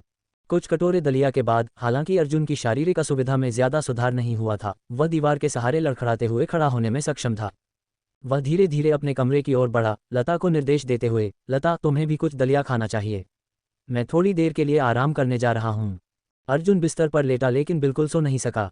उसने जो 3 कटोरे गर्म दलिया अभी अभी खत्म किए थे, उन्होंने उसे 1 घंटे से भी कम समय तक शांत रखा, इससे पहले कि असुविधा वापस आ गई। अर्जुन ने मोटे तौर पर अनुमान लगाया कि यह इसलिए हो सकता है क्योंकि भूरे चावल के दलिया द्वारा प्रदान की गई ऊर्जा बहुत कम थी।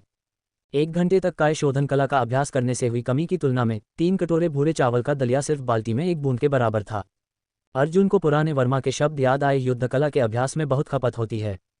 आदर्श रूप से किसी को हर दिन 1 पाउंड खूंखार जानवर का मांस खाना चाहिए, या कम से कम इतना साधारण मांस होना चाहिए कि वह भर जाए। तभी कोई शारीरिक कमी से बच सकता था। ये वास्तव में अब दिख रहा था, लेकिन अभी के लिए अर्जुन के पास कोई बेहतर तरीका नहीं था।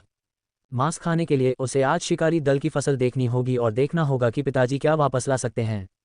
अर्जुन इतना कमजोर था कि यह असहज था और वह सो नहीं सकता था, इसलिए उसने बस अपनी आंखें बंद कर ली ताकि आज के लाभों का अध्ययन कर सके। मुख्य रूप से उसके दिमाग में फलक पर हुए बदलाव। अवस्था 3य श्रेणी। साधना विधि काय शोधन कला प्रवेश स्तर से नीचे 1/10 कोई नहीं। काय शोधन कला मेरे द्वारा दर्ज कर ली गई है और इसमें प्रवीणता या अनुभव अंक जैसी कोई चीज़ है। ऐसा लगता है कि इस काय शोधन कला को प्रवेश स्तर तक पहुंचने के लिए मुझे केवल 10 अंक की प्रवीणता की आवश्यकता है। अर्जुन ने मन ही मन सिर हिलाया। कोई आश्चर्य नहीं कि उसकी प्रतिभा को दृढ़ता से सफलता कहा जाता था। इस तरह से देखने पर एक बार जब कोई साधना विधि उसके द्वारा दर्ज कर ली जाती है और उसके पास एक अनुभव बार होता है, ये तकनीकें जिन्हें विशिष्ट प्रतिभा और हड्डी की संरचना की आवश्यकता होती है, अब अर्जुन के लिए कोई सीमा नहीं रखती। अगर 1 घंटे के अभ्यास से 1 अंक की प्रवीणता मिलती है, तो क्या मैं दिन में 10 घंटे अभ्यास करके प्रवेश स्तर तक पहुंच सकता हूं? अर्जुन ने ये सोचा लेकिन तुरंत अपना सिर हिला दिया।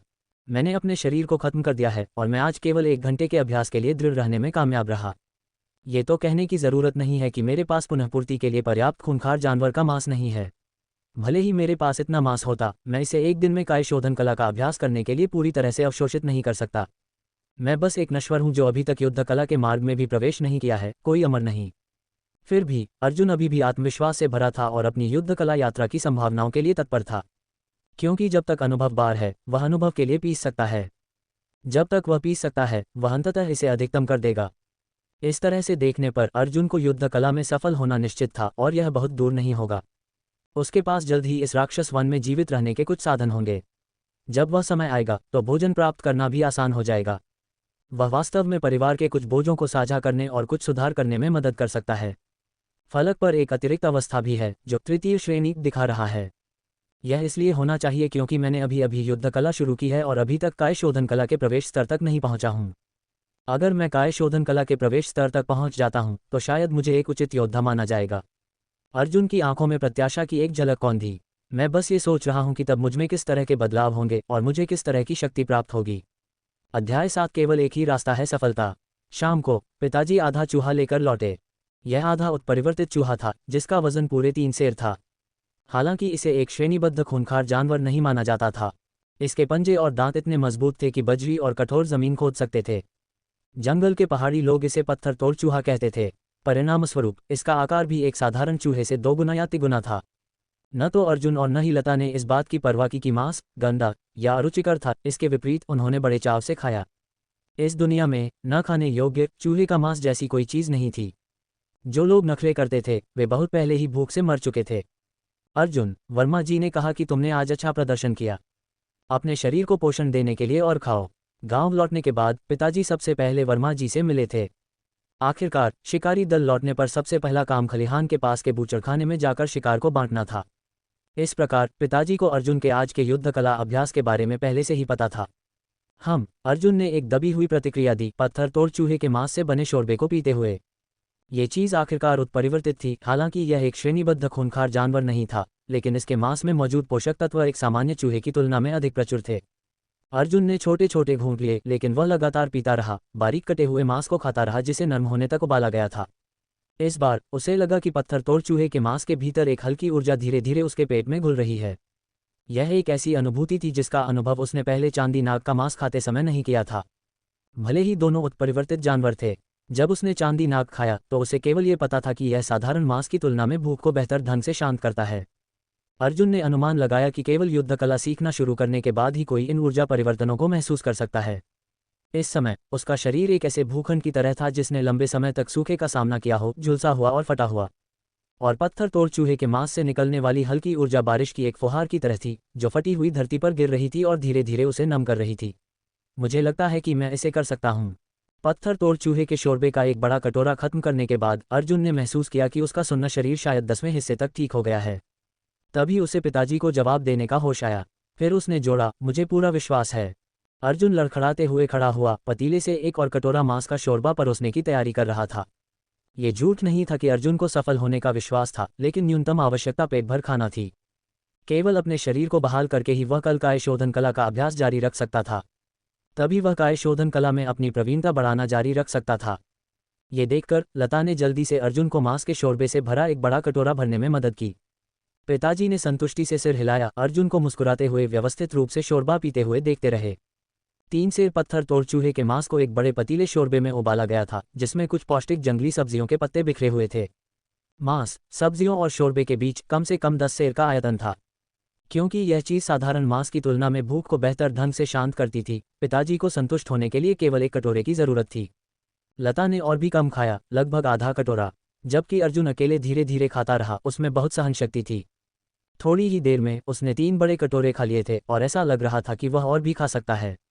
यह अर्जुन जैसे एक युवा के सामान्य भूख से पहले ही पार हो चुका था। पिताजी ने बस यह मान लिया कि एक योद्धा की उच्च खपत, जिसका वर्मा जी ने उल्लेख किया था, प्रकट होने लगी थी। ये भी साबित हुआ कि अर्जुन ने सच्ची युद्ध कला सीखना शुरू कर दिया था। ये सोचकर पिताजी के चेहरे पर मुस्कान गहरी हो गई और उनकी आंखों में लालसा और प्रत्याशा की एक झलक कौंधी। हालांकि जब अर्जुन ने अपनी 5वीं बार शोरबा और भोजन परोसा तो पिताजी की नज़र जटिलता से फड़क उठी। ऐसा लग रहा था कि भले ही अर्जुन पूरे 10 सेर के पतीले का शोरबा खा ले, यह शायद पर्याप्त नहीं होगा।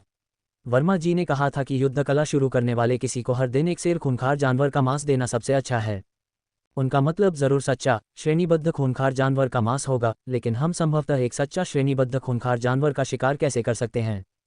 पिताजी ने सोचा। उनका दिल फटा जा रहा था। गांव का शिकारी दल सभी अपनी जवानी में थे, सच है, लेकिन वे भी बस जंगल के साधारण पहाड़ी लोग थे।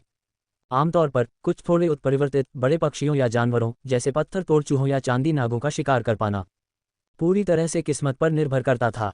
अगर वे किसी ऐसे खूंखार जानवर का सामना करते जो वास्तव में अपने आप में आ गया था, तो शिकारी दल के पास भागने का भी समय नहीं होता, उसे निशाना बनाने की हिम्मत तो दूर की बात नहीं। एक खूंखार जानवर जो अपने आप में आ गया था, उसमें कम से कम एक शेर या बाघ की ताकत होती थी। अगर शिकारी दल के पास शेरों और बाघों को आसानी से संभालने की क्षमता होती, तो उन्हें साधारण जानवरों की फसल की कमी नहीं होती। गांव में जीवन इतना तंग नहीं होता। जब गांव का शिकारी दल शिकार पर जाता था तो आमतौर पर लगभग 8 से 10 लोग होते थे। हालांकि गांव में दर्जनों निवासी थे, लेकिन केवल इतने ही पुरुष थे जो वास्तव में बाहर जाकर शिकार कर सकते थे। बाकी में से अधिकांश परिवार के सदस्य थे या पुरुष जो पिछली शिकारों के दौरान घायल और विकलांग हो गए थे। वे केवल गांव में रहकर काम और रसद कर सकते थे। ऐसा नहीं था कि शिकारी दल में इतने सारे वयस्क पुरुष एक शेर या बाघ को नहीं मार सकते थे अगर वे मौत से लड़ते। अगर शिकारी दल हताहतों की परवाह नहीं करता तो वे वास्तव में ऐसे जानवर को मार सकते थे। लेकिन ये दुर्लभ संसाधनों और अस्तित्वहीन चिकित्सा देखभाल वाला वातावरण था। ये खूंखार जानवर का जंगल था। जब शिकारी दल शिकार करता था तो उनकी पूर्ण सुरक्षा प्राथमिक शर्त होनी चाहिए थी। वे केवल ये सुनिश्चित करने की पूरी कोशिश करते हुए शिकार कर सकते थे कि उन्हें चोट न लगे। अन्यथा अगर उन्हें मामूली चोट भी लग जाती और किस्मत उनके खिलाफ होती तो टेटनस या एक संक्रमण कुछ ही दिनों में एक मजबूत आदमी की जान ले सकता था। अगर खूंखार जानवर का मांस नहीं है तो कम से कम साधारण मांस को भी तृप्ति तक खाना चाहिए ताकि मुश्किल से युद्ध कला का प्रबंधन किया जा सके। लेकिन साधारण मांस को भी पेट भर खाना कोई आसान काम नहीं है। पिताजी ने मन ही मन सिर हिलाया। हालांकि उन्होंने कल एक आवेग में अर्जुन को युद्ध कला सीखने देने के लिए सहमति दी थी। पिताजी कड़ी मेहनत करने, अधिक कष्ट सहने और अधिक दबाव सहन करने के लिए तैयार थे। लेकिन युद्ध कला के पहले ही दिन अर्जुन की भूख कई गुना बढ़ने पर पिताजी ने वास्तव में दबाव का इमेंस वजन महसूस किया। उफ, मैं भर गया हूँ। भोजन 2 घंटे तक चला था। जब अर्जुन छठी बार खुद को शोरबा परोसना चाहता था तो उसका हाथ रुक गया। पतीले में केवल एक कटोरे से थोड़ा ज्यादा बचा था और यह पिताजी की आज की पूरी फसल थी, साथ ही कल सुबह पूरे परिवार का भोजन भी। भले ही अर्जुन केवल आधा भरा हुआ महसूस कर रहा था, वह वास्तव में इसे लेने का मन नहीं बना सका। पिताजी और लता अर्जुन को ऐसे देख रहे थे जैसे वह कोई राक्षस हो। अर्जुन 2 घंटे से खा रहा था और वे दोनों 2 घंटे से खाली घूर रहे थे। अर्जुन को डरपोक होकर अपना कटोरा नीचे रखते देख पिताजी ने पलकें झपकाईं और होश में आए। उन्होंने अपने दिल में आह भरी, लेकिन चेहरे पर मुस्कान के साथ उन्होंने उसे सांत्वना दी, कोई बात नहीं, बस अपना पेट भरने पर ध्यान दो। भोजन के बारे में ज्यादा चिंता मत करो। आज शिकारी दल की बस किस्मत खराब थी और ज्यादा फसल नहीं हुई, लेकिन हमने पहले ही उस चितल झुंड की गतिविधि पर नजर रख ली है। मेरा अनुमान है कि हम उन्हें 1 या 2 दिन में ढूंढ लेंगे। जब वह समय आएगा हम कुछ मोटे हिरण वापस लाएंगे और तुम पौष्टिक हिरण का मांस भरपेट खा सकते हो। पिताजी ने जोर से अर्जुन को सांत्वना दी, जबकि अपने दिल में खुद को भी सांत्वना दे रहे थे। अर्जुन ने पिताजी को देखा, हिचकिचाया और कहा, पिताजी, जब आप शिकार पर जाते हैं तो सुरक्षा पहले आनी चाहिए। पिताजी ने अपना हाथ हिलाया, ये दर्शाता हुए कि वह जानते थे कि वह क्या कर रहे थे। क्या ये भी मुझे बताने की जरूरत है? अर्जुन का भाव गंभीर था, लेकिन उसने आगे कुछ नहीं कहा। उसकी नज़र पिताजी के घायल बाएं हाथ पर चली गई। लिपटी हुई पट्टियों पर ताज़े खून के धब्बे थे। अर्जुन को याद आया कि पिताजी ने कल रात घाव साफ किया था और पट्टियां बदली थीं। स्पष्ट रूप से आज का शिकार आसान नहीं था। पिताजी का घाव ठीक से नहीं भर रहा था और फिर से फट गया था। इसके अलावा जिस दिन उन्होंने एक चितल पकड़ा था, शिकारी दल बहुत देर से लौटा था। स्पष्ट रूप से जिस स्थान पर हिरणों का झुंड दिखाई दिया था वह गांव से काफी दूर था। महाउजाड़ में बस्तियों के स्थल सावधानी से चुने गए थे। वे अपेक्षाकृत सुरक्षित स्थान थे जहां श्रेणीबद्ध खूंखार जानवर शायद ही कभी दिखाई देते थे। ऐसी स्थिति में कोई गांव से जितना दूर होता उतना ही खतरनाक होता जाता। अर्जुन की आंखों में एक जटिल नजर कौंधी और उसने मन ही मनाह भरी। उस रात पतीले के तल पर शोरबे के अवशेषों की छवियां, पिताजी की आंखों में गहरी थकावट और उनकी बांह पर पट्टियों से रिसता खून अर्जुन के दिमाग में बार बार उभरता रहा, जिससे उसे सोना मुश्किल हो गया।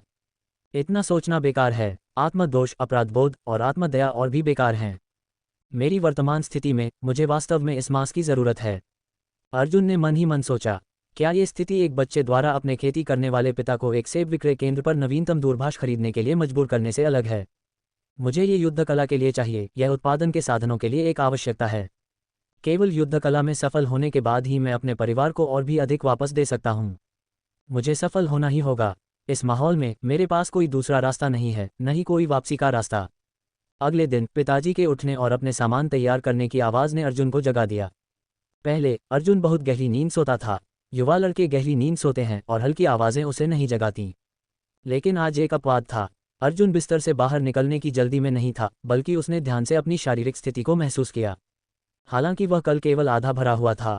कल का शोधन कला का अभ्यास करने से हुई थकावट और कमी ज्यादातर ठीक हो गई थी। उसके शरीर में असुविधा बहुत बेहतर थी। उसे अपने पूरे शरीर में चमकती ऊर्जा की स्थिति भी महसूस हुई। ये युद्ध कला का लाभ था। अर्जुन अचानक पलटा और उठा। हालांकि उसने केवल तब तक खाया था जब तक वह आधा भर गया था। उसने इसे बहुत अच्छी तरह से अवशोषित कर लिया था। उसने अपने अंग फैलाए। अर्जुन ने महसूस किया कि उसका शरीर निश्चित रूप से अपने चरम पर नहीं था, लेकिन उसकी स्थिति कल का शोधन कला सीखना शुरू करने से पहले की तुलना में अभी भी एक पायदान बेहतर थी। कम से कम वह किसी बीमार व्यक्ति जैसा नहीं लग रहा था जो अभी अभी एक बड़ी बीमारी से उबरा हो। अर्जुन, तुम उठ गए। मैं अब बाहर जा रहा हूँ। मैं आज तुम लोगों के लिए कुछ चितल हिरण का शिकार करने जाऊंगा। पिताजी ने अर्जुन को उठते देख उसका अभिवादन किया। फिर अपनी जानवरों की खाल की पीठ की थैली को अपने कंधे पर लटकाकर और दीवार के कोने से भला पकड़कर वह दरवाजे से बाहर चला गया। मैं भी खलिहान जा रहा हूँ, अर्जुन ने जवाब दिया, भले ही पिताजी उसे सुन सकते थे या नहीं। बड़े दबाव और भी बड़ी प्रेरणा के साथ पिताजी के जल्दबाजी वाले कदम पहले ही आंगन के गेट से परे गायब हो चुके थे। अर्जुन ने चुपचाप दूसरे की घती पीठ को देखा, एक पल के लिए स्तब्ध रह गया।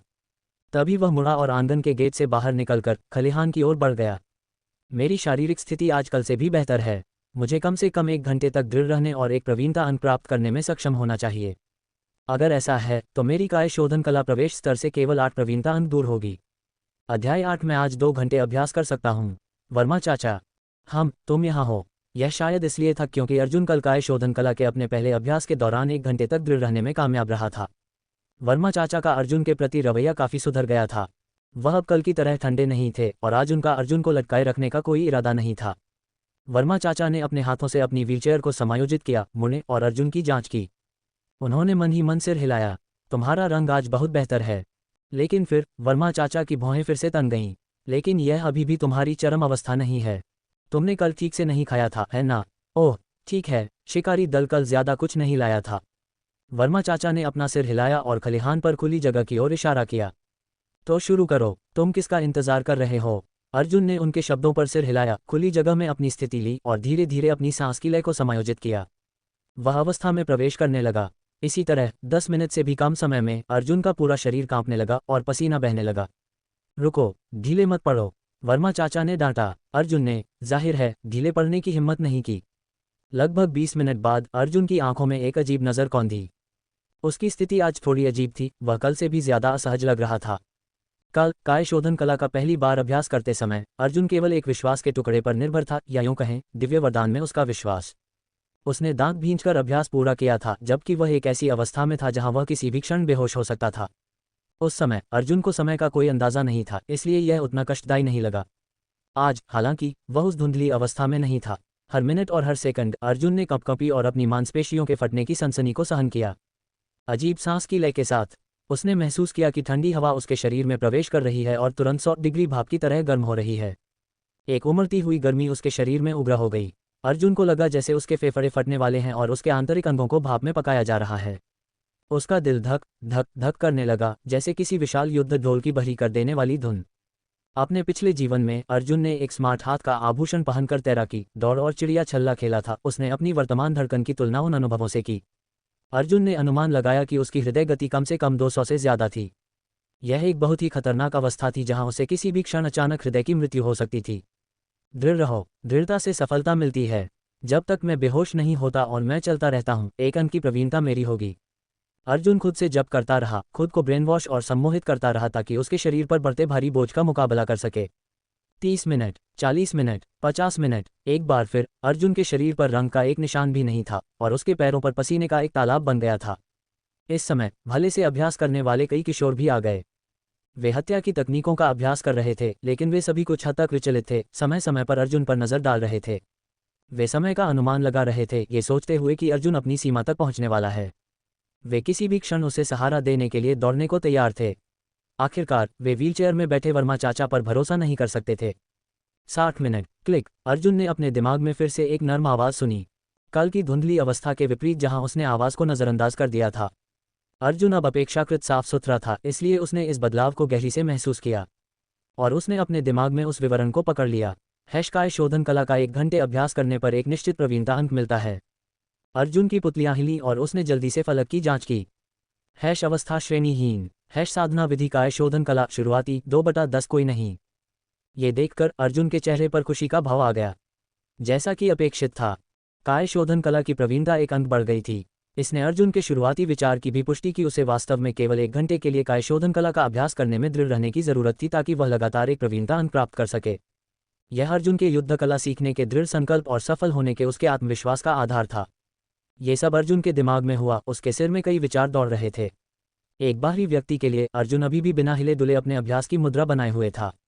हालांकि उसने जो खुशी अभी अभी महसूस की थी, उसने उसे बहुत प्रोत्साहित किया, जैसे कि इसने हवा से कुछ ताकत पैदा की हो। अर्जुन तुरंत खड़ा नहीं हुआ, इसके बजाय उसने अपने अभ्यास की मुद्रा बनाए रखना जारी रखा। वह देखना चाहता था कि क्या वह 2 घंटे तक दृढ़ रह सकता है। अगर वह कर सकता और अगर उसका शरीर इसे संभाल सकता, तो वह देखना चाहता था कि क्या वह एक ही दिन में 2 प्रवीणता अंक प्राप्त कर सकता है। 70 मिनट, 80 मिनट, अर्जुन का शरीर ढीला पड़ गया और वह लगभग अपनी पीठ के बल गिर ही गया। हालांकि उसने तुरंत खुद को ठीक किया और अपनी मूल मुद्रा में लौट आया। 90 मिनट, चिलचिलाती धूप जल रही थी, लेकिन अर्जुन को लगा कि उसकी छाती और पेट में गर्मी का गोला सूरज से भी ज्यादा गर्म था। उसके शरीर के भीतर एक छोटा सूरज खिलता हुआ लग रहा था। ये लगातार नमी, शक्ति और ऊर्जा को उसके शरीर के अंदर से बाहर की ओर निचोड़ रहा था। इसे उसके शरीर के हर रोमछिद्र से बाहर निकाला जा रहा था। नमी खत्म हो जाने पर उसके रोमछिद्रों से एक हल्का लाल तरल निकलने लगा। ये खून से मिला हुआ लग रहा था। बस करो तुम लड़के, जाओ अर्जुन को सहारा दो। अगर यह जारी रहा तो उसकी मौत हो जाएगी। पूरे 1.5 घंटे तक वर्मा चाचा ने कुछ और नहीं किया था, वह अर्जुन की हालत को घूर रहे थे। अर्जुन को ऐसी हालत में देखकर उन्होंने तुरंत भले से अभ्यास कर रहे 2 किशोरों को उसे सहारा देने का आदेश दिया। उन्होंने अर्जुन के युद्ध कला अभ्यास को बाधित किया। आह, कितनी अफसोस की बात है। मैं वास्तव में और भी आगे बढ़ सकता था, बस मेरा शरीर इसे और नहीं सह सकता था। अर्जुन ने पसीना निकालने के लिए अपनी आंखें भींची, फिर एक मूर्खतापूर्ण मुस्कान के साथ वर्मा चाचा की ओर देखा। वर्मा चाचा ने अर्जुन को काफी देर तक घूर कर देखा, फिर कहा, मैं मानता हूं कि तुम्हारी सहनशक्ति उत्कृष्ट है। अकेले उस संबंध में तुम अच्छी सामग्री हो, लेकिन युद्ध कला के रास्ते में तुम्हें अपनी ताकत के अनुसार कार्य करना चाहिए। काय शोधन कला में महारत हासिल करना 10 दिन या आधे महीने में नहीं किया जा सकता। तुम तत्काल सफलता की तलाश नहीं कर सकते। अर्जुन ने सिर हिलाया और जवाब दिया, आपके मार्गदर्शन के लिए धन्यवाद वर्मा चाचा। मैं समझ गया। सच तो यह है, अर्जुन जानता था कि उसके पास कोई लानत की सहनशक्ति नहीं थी, अच्छी सामग्री होने की तो बात ही छोड़िए।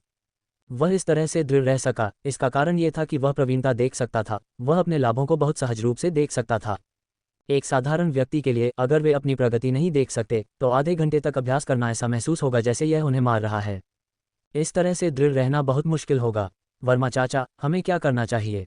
क्या हमें अर्जुन भैया को अभी वापस ले जाना चाहिए? एक लड़के ने पूछा। वर्मा चाचा ने अपना सिर हिलाया।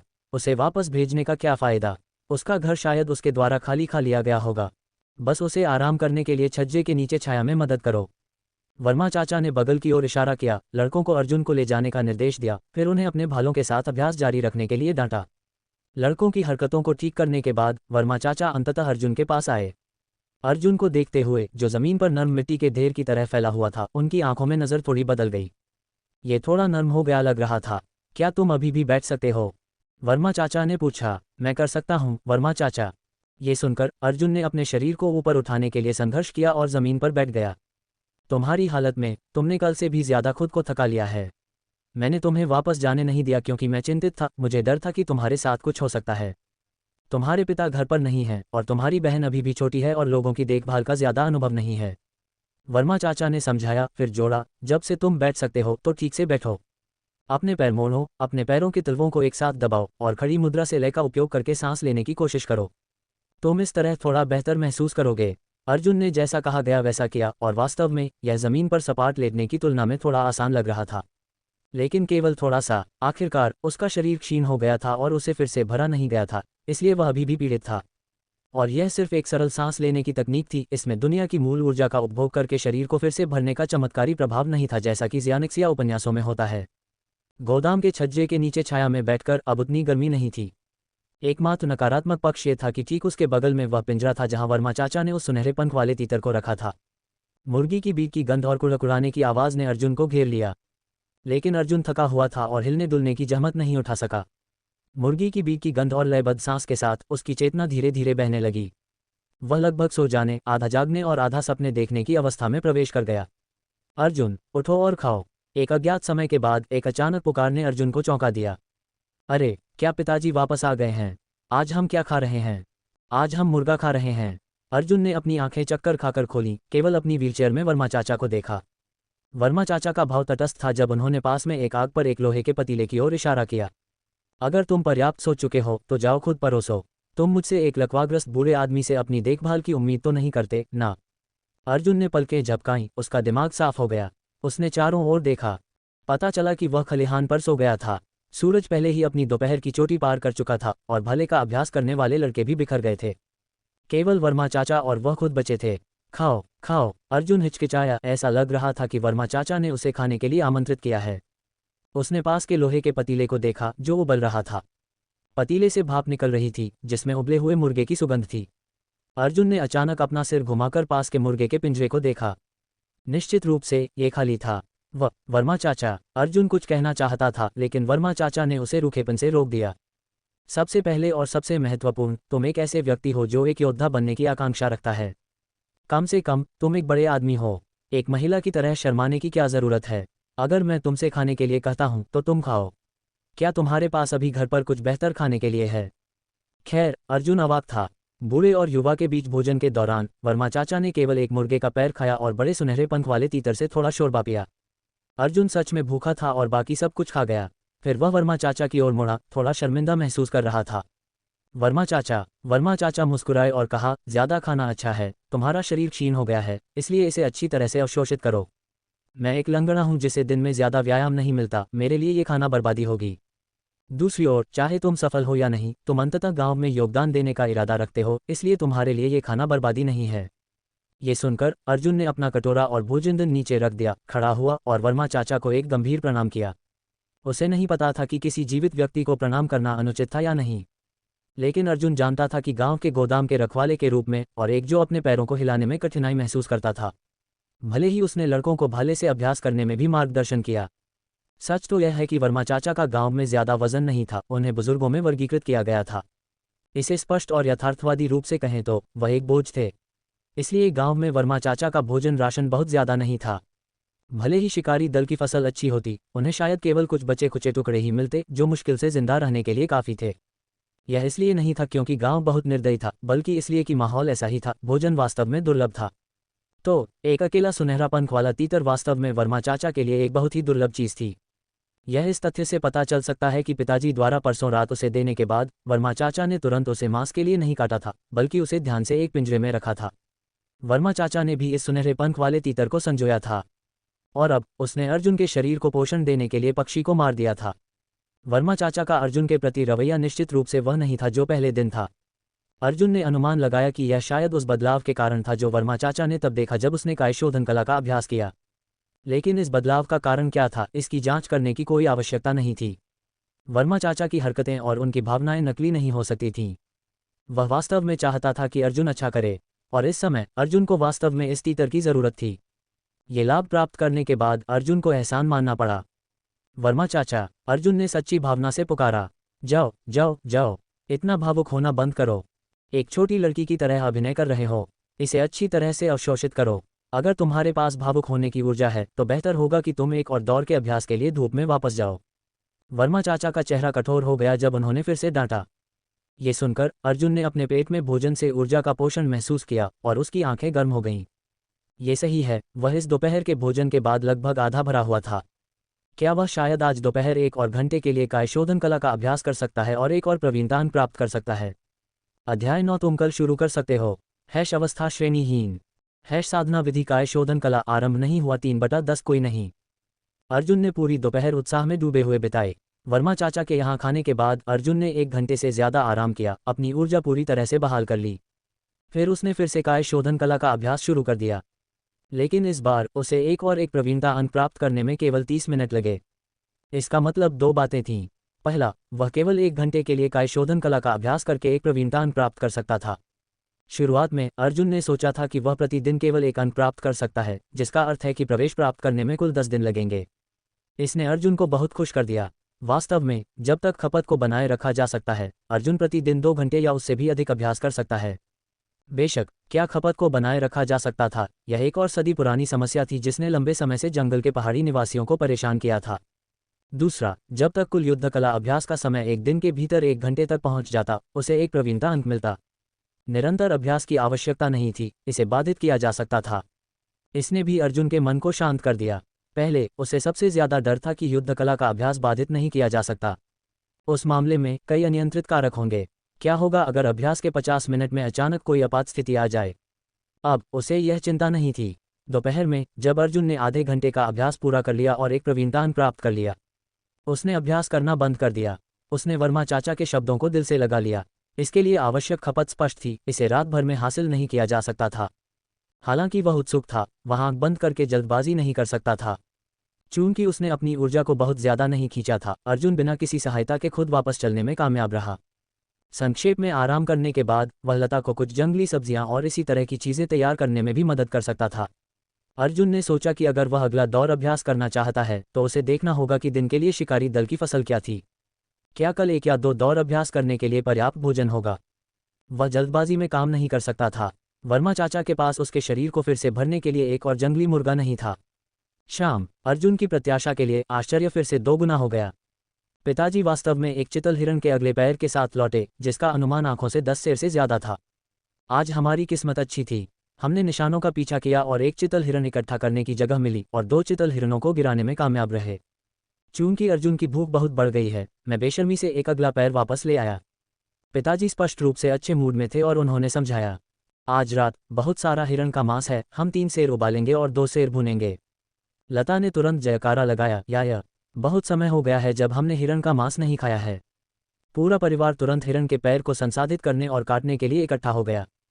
पिताजी आंगन में उकड़ूं बैठे, एक लकड़ी के तख्ते को कटिंग बोर्ड के रूप में इस्तेमाल करते हुए और अपने शिकार के चाकू का इस्तेमाल करके हिरण के पैर की हड्डी से चमकदार लाल हिरण के मांस को तराश रहे थे। लता और अर्जुन पास में खड़े थे, लार टपका रहे थे और मदद कर रहे थे। यह अगला पैर हड्डी सहित लगभग 13 सेर का है। मेरा अनुमान है कि शुद्ध मांस 9 से 10 सेर है। अर्जुन की भूख बड़ी है, इसलिए हम आज रात 5 सेर पकाएंगे और कल के भोजन के लिए 5 सेर बचाएंगे। बचे हुए पैर की हड्डी का इस्तेमाल एक विशाल पतीले शोरबे बनाने के लिए किया जा सकता है। जंगली सब्जियों के दलिया के साथ पकाया गया, ये स्वर्गीय महकेगा। पिताजी ने हिरण के पैर को संसाधित करते हुए कार्यों की व्यवस्था की। पिछली बार जब उन्होंने एक चितल हिरण का शिकार किया था तो अर्जुन के परिवार का 5 शेर का हिस्सा था। इस बार उन्होंने 2 चितल हिरणों का शिकार किया, इसलिए उनके पास 10 शेर की मात्रा थी। ये सुनकर अर्जुन का भाव बदल गया और उसे अचानक कुछ याद आया। वह एक पल के लिए हिचकिचाया, फिर कहा, पिताजी। पिताजी ने अर्जुन को संदेह से देखा। क्या बात है? क्या ये पर्याप्त भोजन नहीं है, या तुम्हें कोई और चिंता या फिक्र है? ज्यादा चिंता मत करो अर्जुन, बस युद्ध कला का अभ्यास करने पर ध्यान दो। हमने चितल हिरण के झुंड का जमावड़ा बिंदु ढूंढ लिया है। हम रूढ़िवादी रूप से अनुमान लगाते हैं कि 20 से ज्यादा चितल हिरण हैं। हा हा हा।